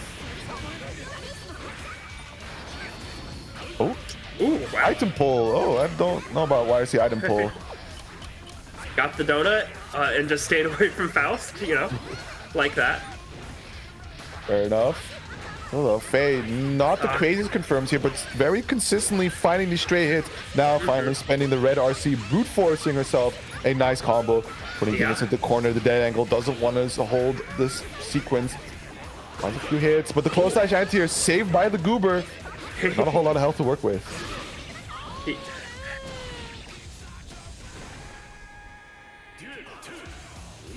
Okay, so this is set point for Faye. Indeed. Oh, just kick away that grenade. Who needs it? Wow, immaculate, dancing around that sniper reticle. Faye trapped in the corner, but despite all this, it is Faye that is hitting and connecting these buttons, swapping the sides around, gonna go for the burst before the Pineberry sets up for a more extended combo, but still trolling the space, sets up the unblockable, trading back and forth. Dingus really needs to find himself a big hit to swing this health total back in his favor. Yep, fireworks coming. Oh, the combo's off of it. I didn't think it would untech that long, but Dingus apparently had that on lock. So the swing that we were talking about here, and especially a very surprising combo indeed, but precisely the thing he needed to just start off with a ton of high damage and able to secure himself that knockdown. Gonna go for the wake up throw, escape the bomb off screen. Good IBs. That's gonna be really nice on the tension pulse there.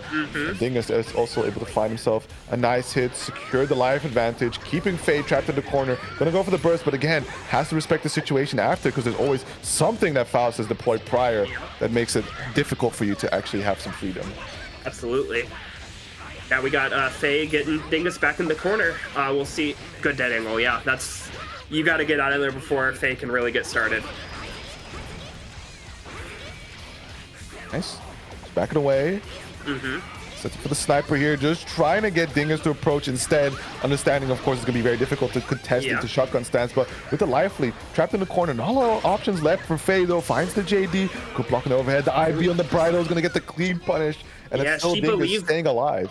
Yeah, she believed, she didn't have the meter. She's like, she's full sending that 6p bridle, and it, Dingus blocked the 6p, and that led to death. Clutch. Very. Indeed. So, Dingus still one game ahead of himself to at least tie up the set, though we've seen Faye taste victory there, get herself up to set point. It's just a matter of closing out 2 rounds. See if you can manage to do it once more, though. Dingus is starting to win a little bit on the RNG factor, especially some of these routings are very, very cool. Yes. Oh, we got 2 balloons rubbing on each other again. These JDs from Faye are really like, you know, she's just always doing about these ranges where it's like, I know exactly where Dingus is going to be. Yeah, and there's the timing as well, because I'm surprised. JD, just like that, no RC. You typically expect, like, oh, somebody to play it from a crouching perspective point or just low it to the ground where it doesn't connect, but no, always a counter hit. Yeah. Dingus, you know, really coming back on this, you know, really putting forward the pressure and just like not relenting and not letting Faye, you know, get started. Though we're going bomb for bomb now, though. We have the sniper. Stop crawling. Ooh. I didn't think that bomb was gonna hit, but apparently it did. What's a grenade to a good old Hanna-Barbera bomb? You're right. I mean, it's got a skull on it and everything, you know. Skull, a little rope fused, classic.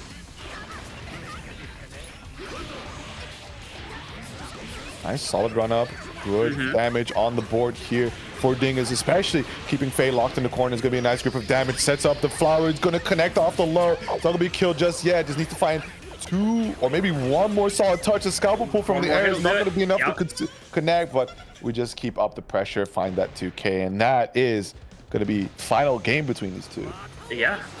You know, these always go so close between them. You know, if either one of them wins, you know, you can't really be surprised, you know. Indeed. Now both players taking a moment here, catch their breath, consider their options. They're ready up into this final game between Faye and Dingus.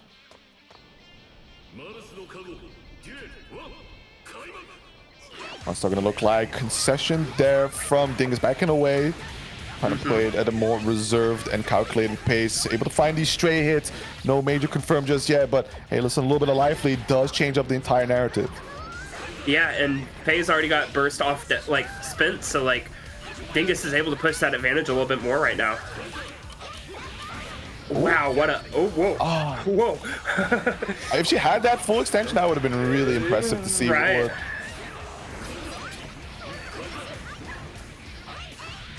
Oh, yeah, just barely the tip of 2K, or 5K. And able to swing back the favor, though Dingus opting to keep the combo shot to slide swap, but gets a little too close for comfort, and there is the back throw. Faye now, once again, another one with the Pineberry explosion, securing yet again the set point. Yeah. Is it going to be enough this time to actually claim the set overall? Yeah, she may get burst back this round, but it'll be close. But we'll see if maybe she can close it out before that even comes to fruition. As it stands though, Dingus off to a great start, dealing significant amount of damage, already claiming roughly more than half, and that's a big explosion with a bomb on the back, but it's not going to be able to confirm into it. Unfortunately, the anvil for the stun, it's going to take a little bit of that. These two with the burst on deck for both sides. Yeah, they are incapable of like having a quick set. These are always intense and like, so what just happened? What just happened? The insane mind control that happens when you played each other for so long and so often, accessing layer 10,000. I think just like Shotgun S just like naturally invulned through burst, I think is what happened. Okay, we'll categorize that one under layer 6-7. yeah, absolutely. Oh. Wow, just pressing wake up throw against J2K pressure is brave, but it worked out. Oh, this way, yep. Man, praying for those JKs to connect, but very last end, it took one more situation. They were pretty close on health too there, but Dingus does clutch it out in the end. 5-4 finish. A very immaculate set between these two. Yeah, good ship to both of them. Like there was some crazy stuff on both sides. Absolutely. Absolutely. So really good performances all around. as we're gonna move on forward, I think we managed to eat a bit into the time we made up for prior sets, but we're gonna have Tatse versus Deba coming up next, and Leo versus Axel, I believe. indeed. You know, both these players are definitely, you know, I've seen them play a couple times, but I'm sure, like, it's been a minute, so I'm sure they've both been improving a lot. You know, I've seen Deba pinging more and more for games recently, so, like, I'm sure both these players have, like, improved a ton, and I'm excited to see, you know, this matchup isn't one I see a lot, so excited to see how this goes. Yeah, Tatse definitely surprised me because they took a bit of a break from Xrd for quite a bit. They were trying out some Central Fiction in the meantime. Then I see them come back. I think it was the last burst of 5. I'm like, okay, we'll see what bro got. We'll see what they cook. And it's still some very immaculate Leo play with some very advanced routings as well on top of it. But that's a Venom. Oh, okay. Okay, I guess we got Venom. Oh, okay. The card lied, so the Venom practice is in session here. We're facing off against Deba's Axel, because I would recommend. Oh, no, okay.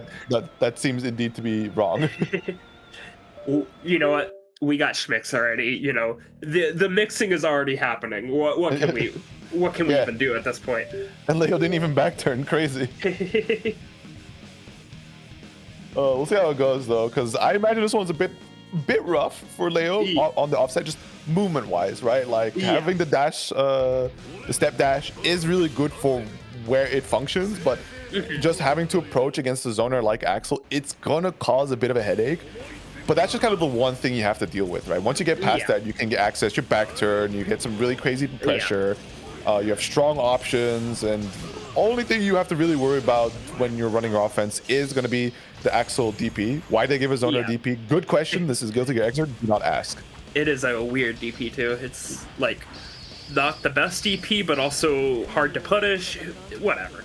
It does DP things, but not, and you got to figure out how to deal with it. But Deba already kicking things off, just trying to get a little bit of the timing of how Tate likes to move, right? Just trying to shake up things. Not only pure zoning. Once in a while, you just got to press on forward with an air dash, hoping that they might have dropped their charge for the flash kick. Anti-air 5K, but had the conversion. Doesn't mash out of that? Okay. And, you know, another thing in this matchup, I'm sure, is, like, you know, you can, like, DP Axel's, like, normals. They do have hurt boxes, so, like, if Leo's really on it, they could probably DP some of the, like, more troubling pokes, but Deba's, you know, really getting in there. Not even giving it a chance. And trapped in the corner, there's the sickle flash, and you can see the woes of Leo's movement coming in full fruition there, trying to dash forward, but immediately gets it denied by the charge projectile there of Axel, though trying to send it forward with some booms, create a little bit of control in the screen space with it. Yeah. Through a whiff. Up throw, all right. Oh, and there it is. DP. Just as soon as you work so hard to get close to Axel, here comes the DP, sends you full screen again, and we go back to square one. Yep. Oh, you know, that boom probably would have worked, but just a little bit too close to Axel. And we got a full charge blitz on deck. That's gonna hurt. Especially worrying seeing Tate press that 6K into it, so not the smoothest start to kick things off in this set, but I still see some good optioning coming up from Tate. It's just a struggle with this match, just to get close, right? Like, you just gotta get past that part, and you're gonna have a much grander time, although it's much easier said than done. Yes. Ooh, wow. It looked like it might have been Tate's punish, but Deba got the throw there.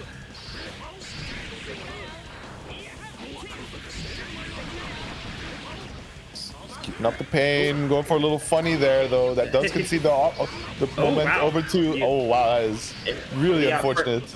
Bursting Axel, you know, kind of like Johnny, one of those characters where you have to, like, learn where to burst, more so than other characters. Indeed. And finishes things off with the OTG there. Perfect for Axel. And Tatse, big swing to kick things off with. Good respect, blocking it out this time, but immediately just spending the FD, push this guy away as far as possible. Oh, DP again. Yeah, like Deba has not been wrong on any of these DPs so far, and it's been like really just how do you get in, you know, or how do you stay in? Indeed. They have been shaking up the options a little bit. Like prior, it was really just every single wake up DP, but not all that often. Now we're seeing also backdash. So already advancing the layers. Big scary clash coming up, but both of them just canceling it out. Important trade, try to push on forward, but this is really scary now because look at that. Just one straight poke into full confirm. Unfortunately, drops the combo there, but still just really in control as Deba kind of standing there, and what a time to call it there, guys. Oh wow, just barely on the DP.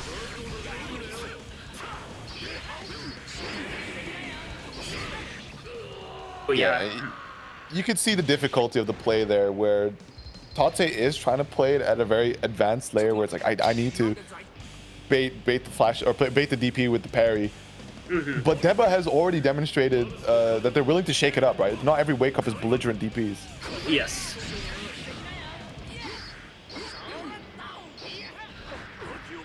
Oh, yeah. Again, it's not even just like wake up. It's like these mid-pressure DPs that are really like putting in the work for Deba. All right. Okay, we finally get in. Like, how do we stay in here? Oh, and now we represent the other option, of course. Wow. Unbelievable. A little reset there on top of it to spice things up. Deba back in control. Started off with so much potential there for Tatse. But speaking of potential, big counter hit. But again, other options always available. Baby finally dried out. Oh, the boom works out. All right, you get. Yeah, every time it's just like I can get a little bit further in, but like it's never enough. Okay, yeah. So we're in, you know. Can you close it out? Trying to save jump. DP? Yeah, there it is. Again, not even wake up DPs. It's these mid-pressure ones that are really like giving Tatse trouble. Yeah, because like Leo just in the normal stance is a mid dispenser, so you have to play for these stagger pressure situations, which is the prime time to just set up for these DPs. But if you're of course struggling to get these inputs out and you let Leo access this back turn, let Tatse do these things, you can quickly start seeing the power of this character at full strength.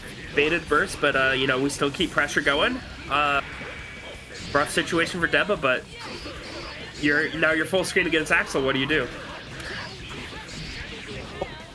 At least with the life advantage you have, Axel does somewhat have to approach you, but what is that? Run up parries the DP. Insane. Deba said, I have your number, it's right here. And then the DP again. Yeah, small victory here for Deba, because even if Tatse does close out this round, right, that's the burst spent. Yep. Wow. IB into DP, like, ooh, yeah. Yeah, Deba almost took that boom back, but like you said, burst was spent, so like, we're fine with that. We keep the pain running, already early damage at the start. Catching Tatse out with these footsie actions, but the 5K sent it forward, finds the back turn, 2K on wake up, getting blown up by the parry of the back turn, side swap, eat your inputs. We're gonna go for the burst, putting Tatse into the corner, trying to air dash forward with the YRC, just making it a one-sided approach with the slowdown, denying you the ability to interact. Please jump. Ooh. Oh, now we're getting some momentum going. Nice, good safe jump.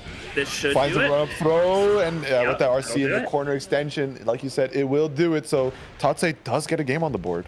Yep, and you know, like, obviously, like having some trouble getting in, and like having some trouble with that DP. But like once you're past Axel's normals, once you're past that DP, you're Leo. Like you got the world. The world is your oyster. Absolutely. So long as Tatse can deal with these layers, these mind games, they'll be in a grand spot. But yeah, sometimes with these parries as well, seems to just be delivering Deba on a silver platter here. Getting some good damage on the board. Nice burst to go with it as well. Red RC trying to make all the hurt count, but unfortunately we're not going to get the knockdown. But the 6P does function as an anti-air. Yeah. Oh. Yeah, unfortunately, back turn parry, notoriously difficult to punish. Yes.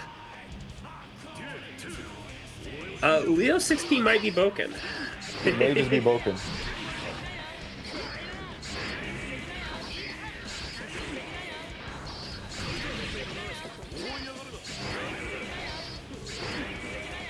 Just like keeping Tatse out, you know, not doing a lot of damage so far, but just keeping you out and dealing chip. It's like, what do? You GP apparently. Yeah, I mean that's unfortunately losing out on the Blitz War there, but Deba's greatest success has been playing incredibly lame into Tatse, where the moments that they commit into running forward, that's when we see flash kicks and opportunities for Tatse to interact. You want to deny that from Leo, of course. Yeah. It's a very slow game plan, but listen, you're trying to punish this character for existing with a step dash. Yes. Ooh, weird situation. Jump over again.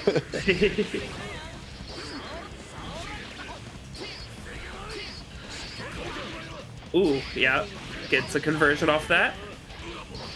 Oh, wow. Yeah, even more. A little too far away, though, for that final Axel Bomber, the run-up, standing low, getting Tate off guard there. Baits out the DP, has the burst available, but, you know, Axel, with some of these normals, it is very difficult to burst. That seemed like not a burst bait, but just like a spot where you can't burst. No. Push too far, he's crouching on the ground, move has long recovered, etc., etc.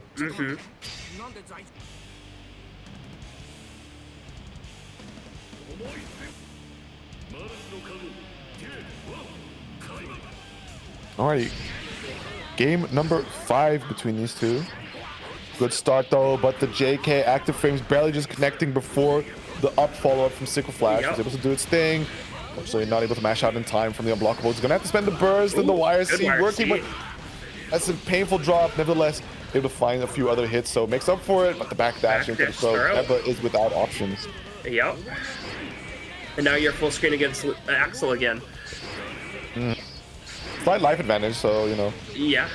Deba needs to find a few hits there, but it's exactly that opportunity, right? Air dashing straight into the anti-air, which is what they were looking for.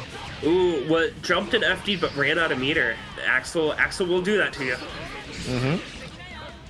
Yeah, especially like the timing for it, because you would imagine it's like, let me conserve my attention and try to FD at the right moment, but things can happen faster than you expect, and then also add a little bit of netcode shenanigans in there, and you might just press it a little too late.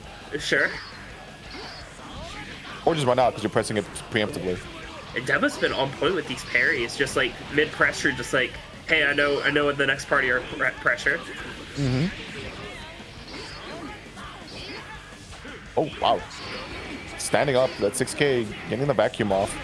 Oh, that's a big counter hit. Almost got the burst bait with it as well, but decided to combo just at the wrong time. So the late burst working out beautifully there for Tate, but again, that leaves you in a really painful spot as Deba just keeps playing Tate like a puppet, just controlling them through the marionette strings of the sickles. Yeah, that one almost looked like it wasn't gonna combo, or like wasn't even gonna connect, but it just barely did, and it was, you know, looks like Tate wasn't ready for it either. But just that little nick is all it took.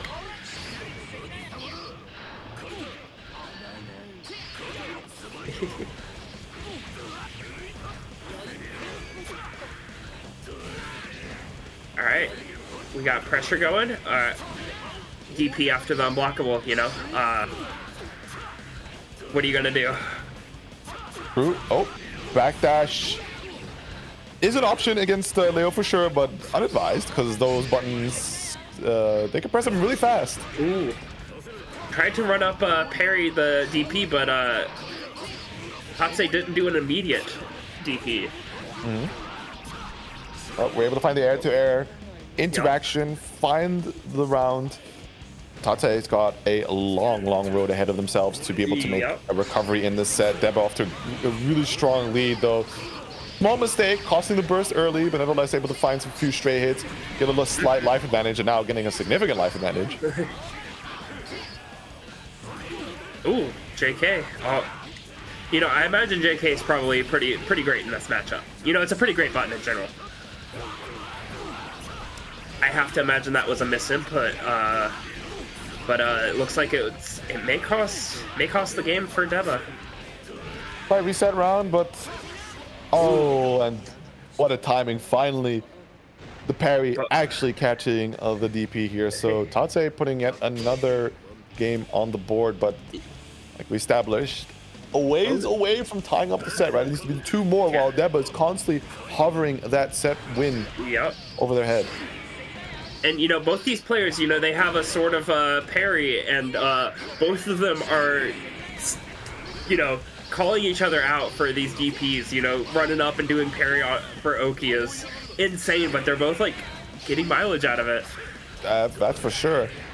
So, Tate finds the entry, and oh, that's a big impact there. Finding the parry on the burst, gonna cut Deba out of options for the time being. Still has the DP and some meter to work with here, but not giving the chance. Immediately just going into cross-ups, trying to catch Deba on an error with the inputs there, you know, crossing it up.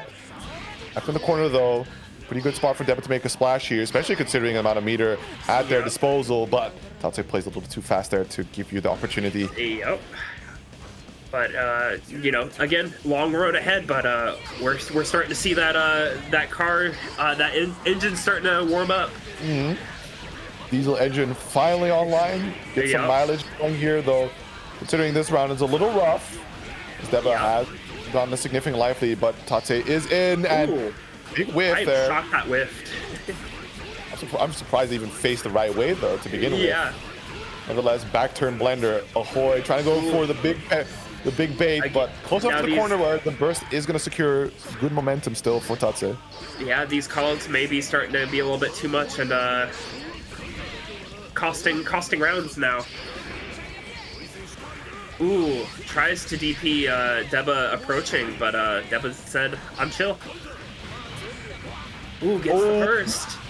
Not gonna kill. Oh, it will, Yeah, that'll do it. All right, yeah, 3-4, you know, trucking along. I make some really solid callouts here, especially getting the RNG to favor you a little bit when you press that parry. Deba also going for a option, so that's keeps the momentum up nicely there for Tate. Patience. So Deba still able to find a few stray hits here and the occasional Ben 10. Yeah. But the amount of mistakes that Tate is running into has been lessened a bit. Yes. Ooh. Big trade gives Tate a chance to approach. Ooh. The boom eating the hits, so wow. Jump RC unfortunately sending the wrong way. Could have been some really good Oki that Tate could have set up for. And now trapped in the corner, just getting harassed by the sickle flash. Come on, do something. Ooh, just like just zoning with these sickles and 2Hs, just like keep out. What are you gonna do? Wow. Okay, slip on by, finds that 2P into the back turn. We go. Finds that back turn K, just a few more hits to do it. Deba trying to push block away with FD, but to no avail. Finds themselves a big counter hit here, and that's Tate inching it closer to the game 5 spot.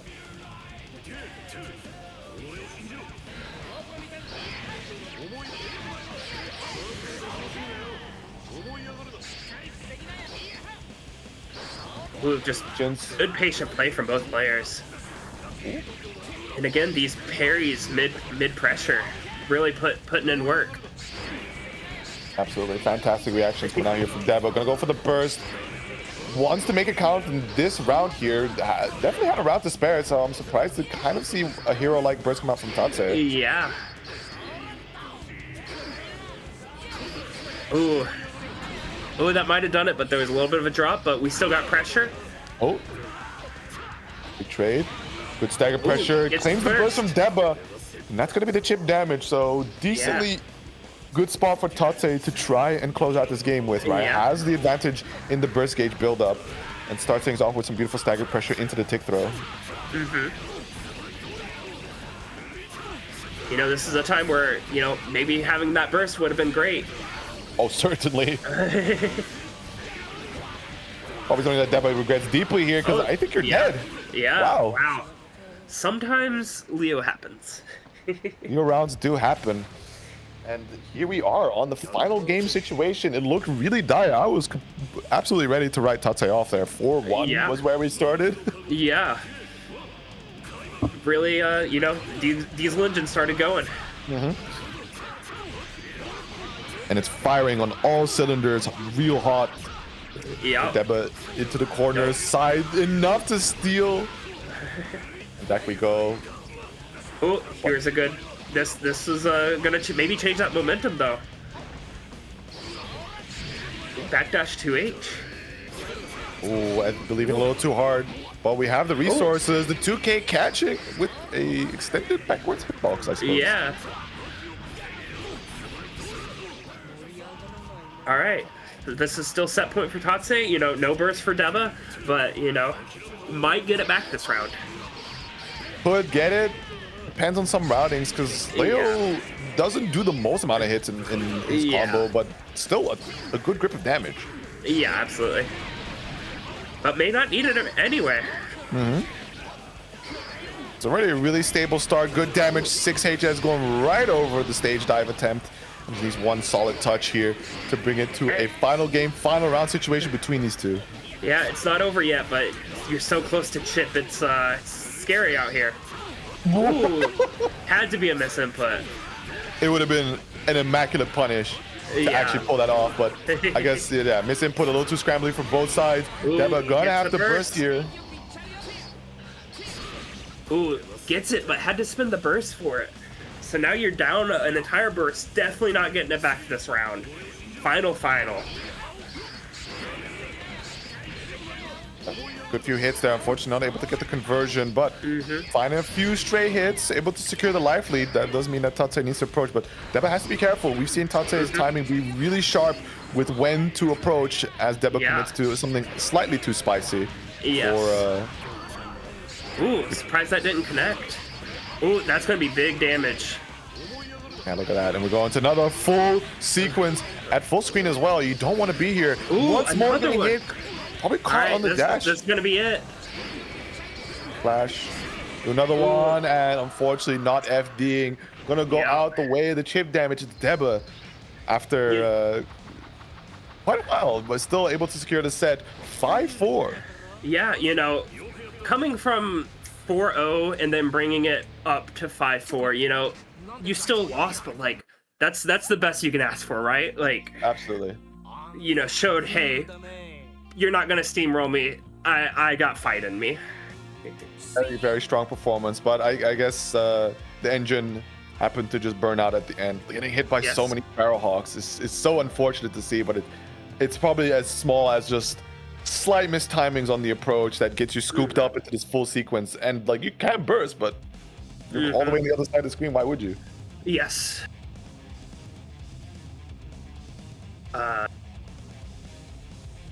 Like, we're waiting for Dirt. Dirt did say in the chat a couple rounds ago, I hope this set doesn't end while I'm still in the restroom, so let's hope that Dirt is on the way. Yeah, I mean, we've given him the maximum time. Okay, he's there. So this time not caught on a walk. But yeah, our final card, would you believe it? It's a Potemkin mirror between Marks the Dragon and Dirt. Oh, God, a Pot Mirror. Oh, God. So we got Chip Mirror, and then, like, the complete opposite, we got Pot Mirror. Lex has a sense of humor. Lex has a sense of humor. But, yeah, we'll see how this goes between these two.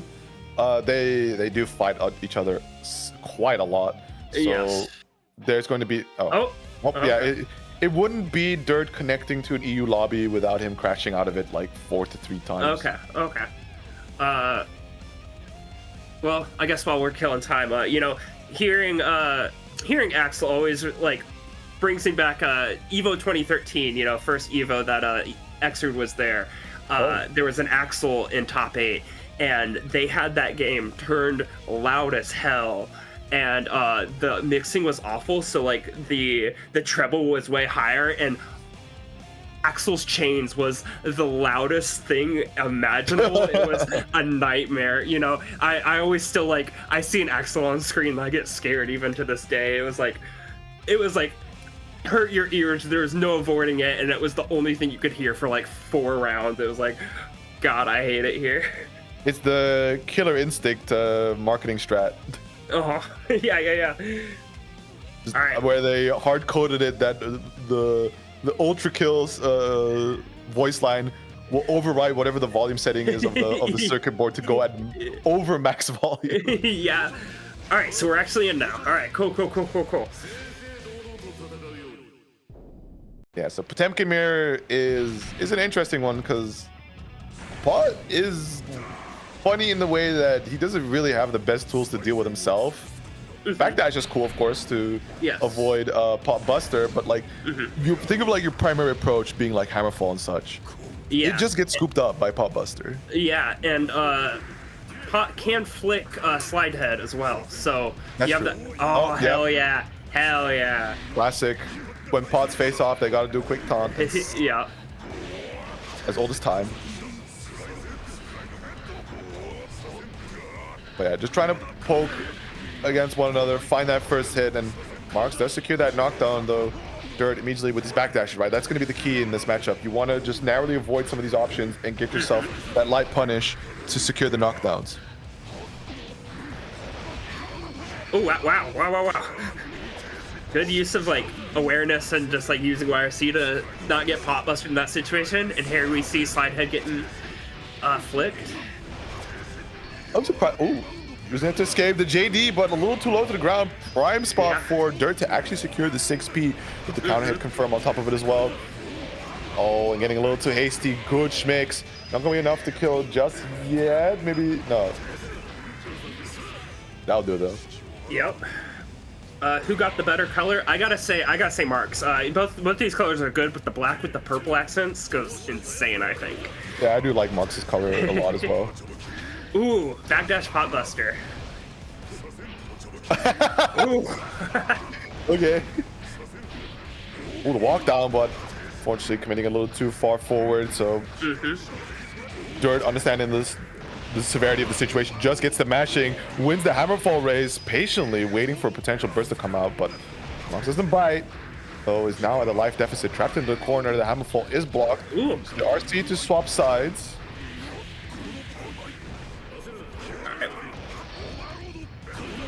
Oh, wow. Ooh. Burst whiffs, but no punish either. All right, both bursts are off the table, but didn't even use any of the meter, so kind of a waste. But you know, you lived, so who's to say? I mean, ultimately, it works out, funnily enough, in Marks' favor, right? Because look at the burst gauge. Yeah, true. Like, Dirt's clean whiffed, so ended up on 0, whereas Marks at least managed to connect the goal burst.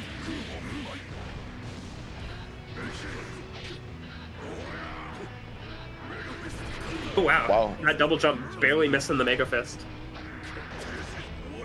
And the Magnet Hands on the Potemkin Buster here.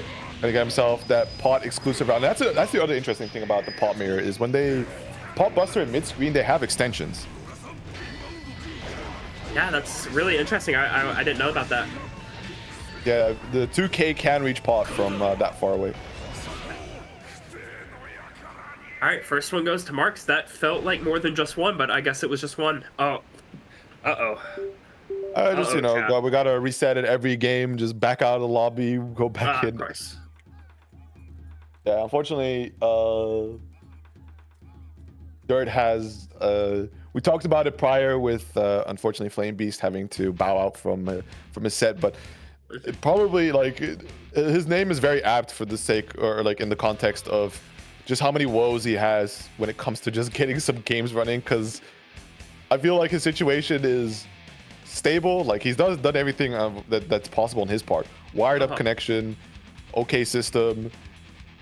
It's just the routing and probably the ISP just puts him into the infinite torture machine of being the hardest one to actually connect to. Yeah. Is Dirt in A? No, both of these are EU. Okay. Okay. Dirt's Croatian, if I'm not mistaken. Okay. My brain, I just kind of like, it's like everyone in RRC that isn't like me and Roland is like nebulously EU, and I'm like, if anyone tells me they're from elsewhere, I'm like, oh wow, I had no idea. Okay. I had to mix them around. Yeah, that's the mix up. Yeah. Marks is Croatian. Dirt is Polish. Okay. So they shouldn't have a bad connection. It's just Dirt has the weirdest ISP. I was on the wrong network. That's interesting. Yeah. No, I know one thing about Eastern Europeans. If you name them by the wrong country, you're on the death list. Here we go. Game number 2 between these. Hopefully now Dirt is on the correct network, so things should shape up a bit stronger for him. Yeah.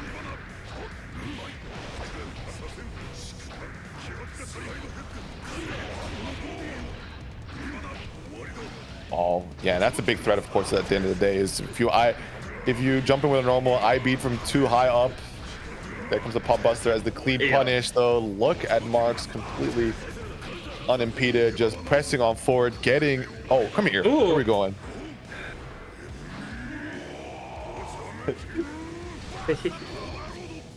That's a very interesting response, right? You see them try to fly away with the heavily pop busters, like, no, come back.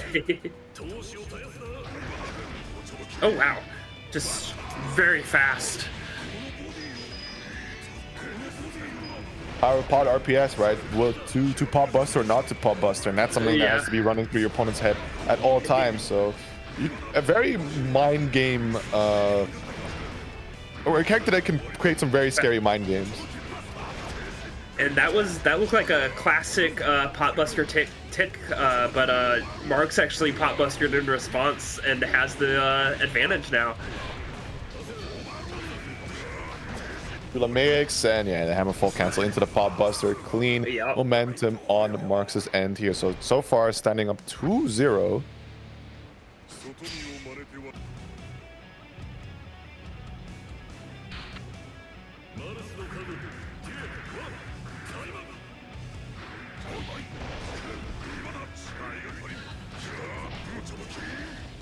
Buster. Nice half health here, or to kick things off. Dirt trapping Marks in the corner. We see the Mega Fist to escape. Oh, the flick is not going to be the right response into the hammer fall. So Dirt keeping Marks trapped in the corner, contraption for the tie big. Trying to go for the wake up pop buster, but spaced it out nicely, so ends up catching it whiffing. Ooh, and that is an interesting. Oh no! Just like 4 6Ps. I feel like they've had this many a times before for just to have that many 6Ps come out.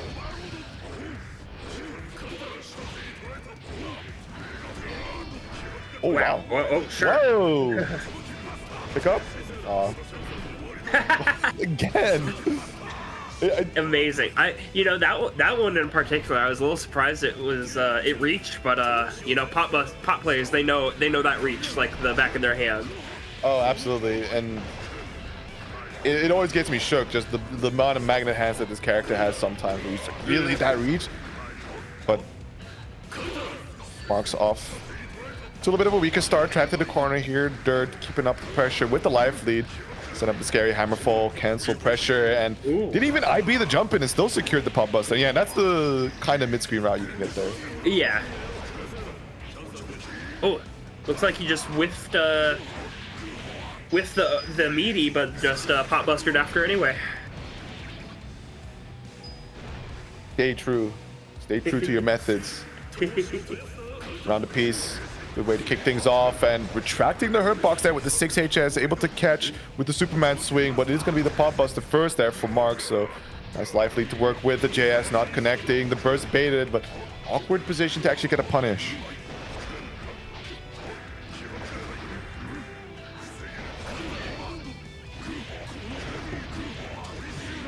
Shula down with the ICPM. What's the mix? Okay, good dead angle.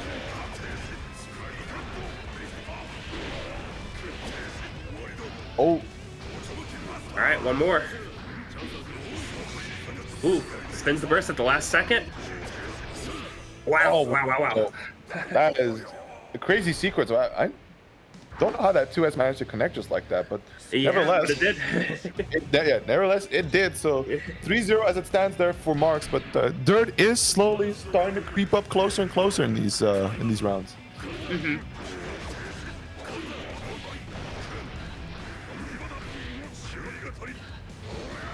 Mm-hmm.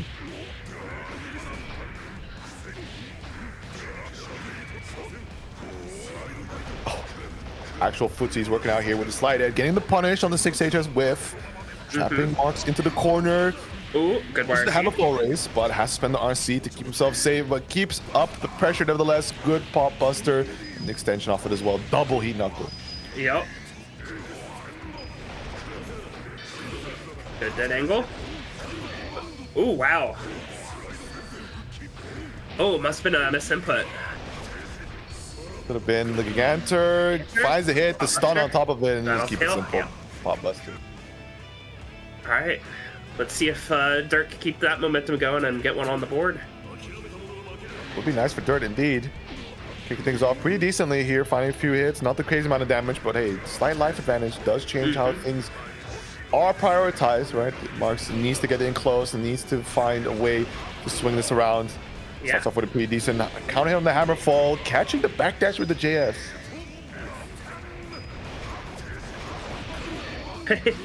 These hammerfall like trades are really funny, but you know, it's something you have to account for in this matchup.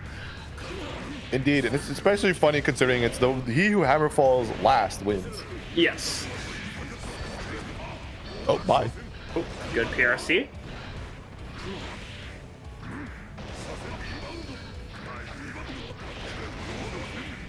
Ooh, gold burst. All right. Oh, the 6P. So much happening. Oh, that was so low, but still got the 6P out. Yeah, the second time that Marks tried this, but unfortunately didn't pan out, and it is going to give Dirt the momentum there to secure a game onto the board. So 3-1, a bit away from tying up the set, but we've seen some people make miraculous comebacks in the burst of 5 so far. So just to say that Dirt isn't also capable. Absolutely.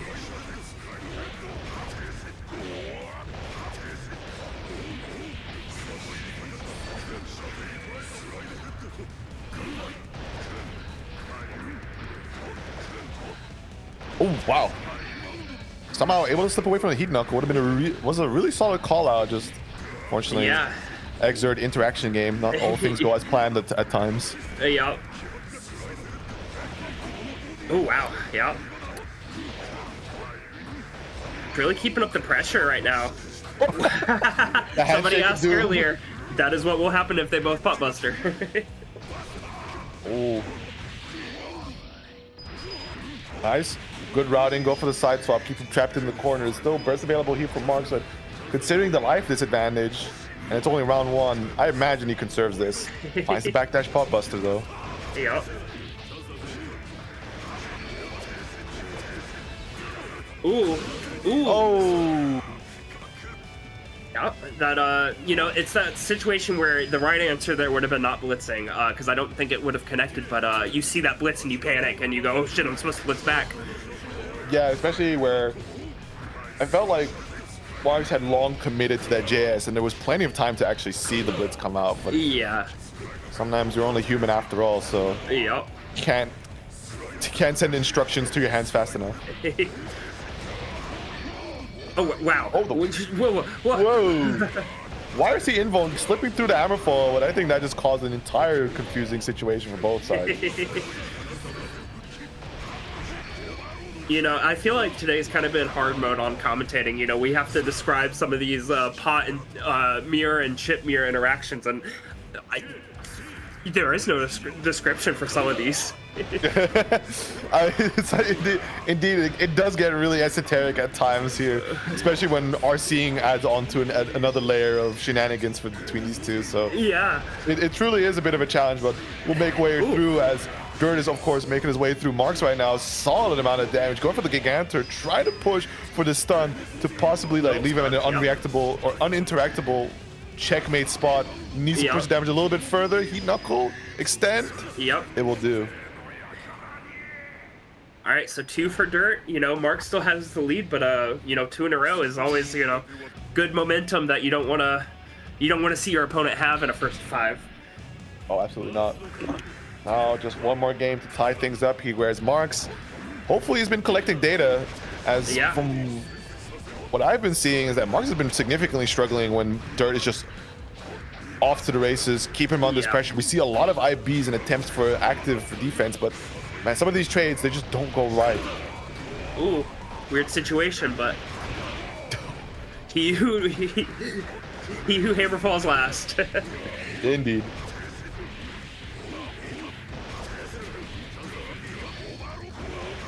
Big damage. Oh, but the OTG Hammerfall, unfortunately, was hoping to actually hit him up in the sky, so could have gotten those 6K loops. Trapped the corner, barely jumping out of that too, as could have been a really nasty hit there, but Marks secures the round with Dirt, lacking a burst going into the next.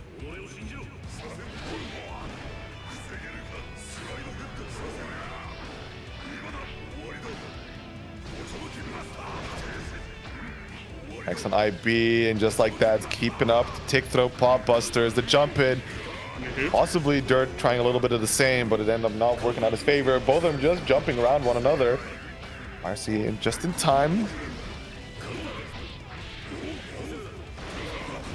Ooh, yep.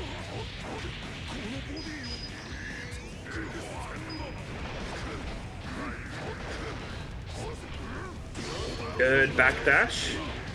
Right into the 6K loops. Ooh. Yeah. Oh, wow. Okay, JS just connecting there. But yeah, Trishula loops, very difficult to burst because he's how he low profiles in the startup of that special. So 4-2 now between these, as Marks is possibly on his final game to win the set here against Dirt. But Dirt has demonstrated some really solid momentum, putting 2 games on the board, which if he does the same, right, that will bring him to that final game spot. Yeah. Ooh, looked like a little bit of walk forward into the 5D. I wonder what Marks was expecting. Maybe trying to get the pop buster out, but maybe this input, like seeing seeing the dust there come out, but nevertheless, interesting little air options going between the two. Red RC off the top rope jump in, wanted to make sure to confirm some damage as well as get that knockdown. Oh. Punish from the whiff pop buster, but we get a combo. Ooh, wow. I got hit. For sure. Yeah, and there's the mid-screen route, so Dirt is willing to try for it, whereas Marks has more often than not conceded it, just being satisfied with the pop buster damage as is and trying to take the Oki from there.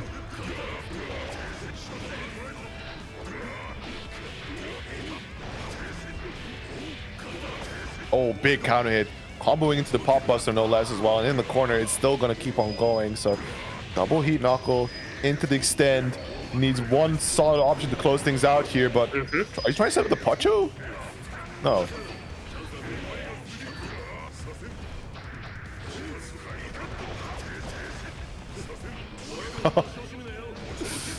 Backdash at the backdash, but again, we've seen Marks consistently win out on those situations, and here we are. Set point for Marks. Both players with their burst available. See how things kick off. It's going to be Dirt with the advance, starting off the pressure.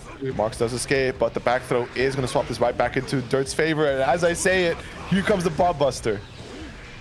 Oh, leaves. Weird situation, but it looked like there was a good punish for it. Ooh, backdashes the Pop Buster. A little too far away this time, but look at these IBs coming out from Marks. Some really good tension pulls to his favor. Full stick of butter to work with. Tap Blitz not working out. How are we going to kill? No RC spent. Oh, you. Wow. No! All right, Mark should die for this. Okay, Mark wins.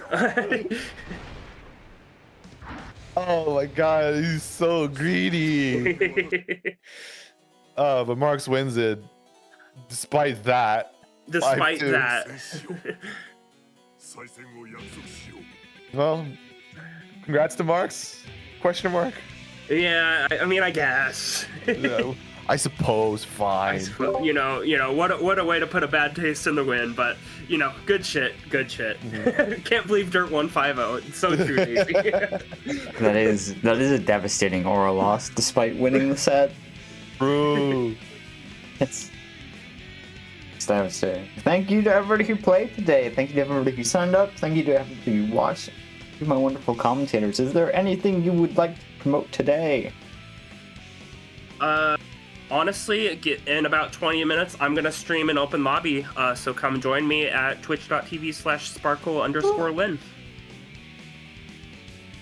There you go. From my side, Combo Breaker next weekend, so I'll be there. Come say hi.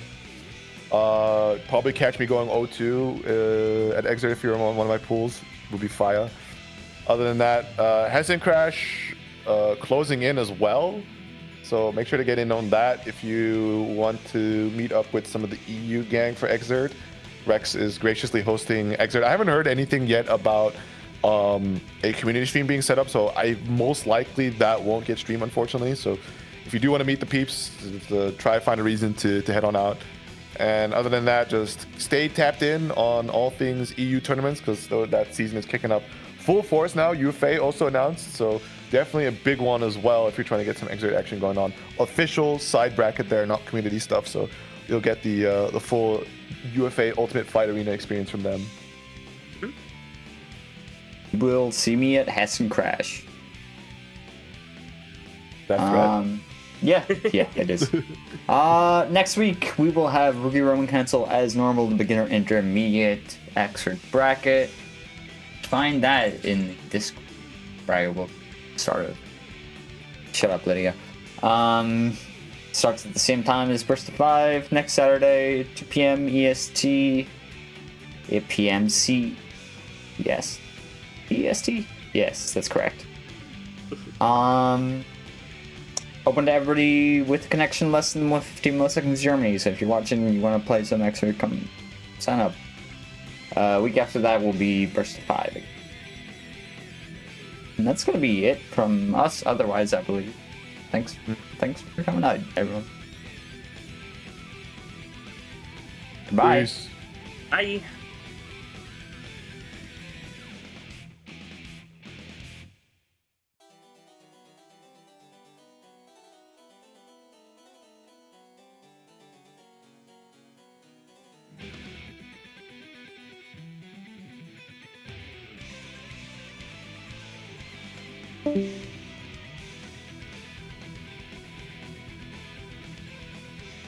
Bye.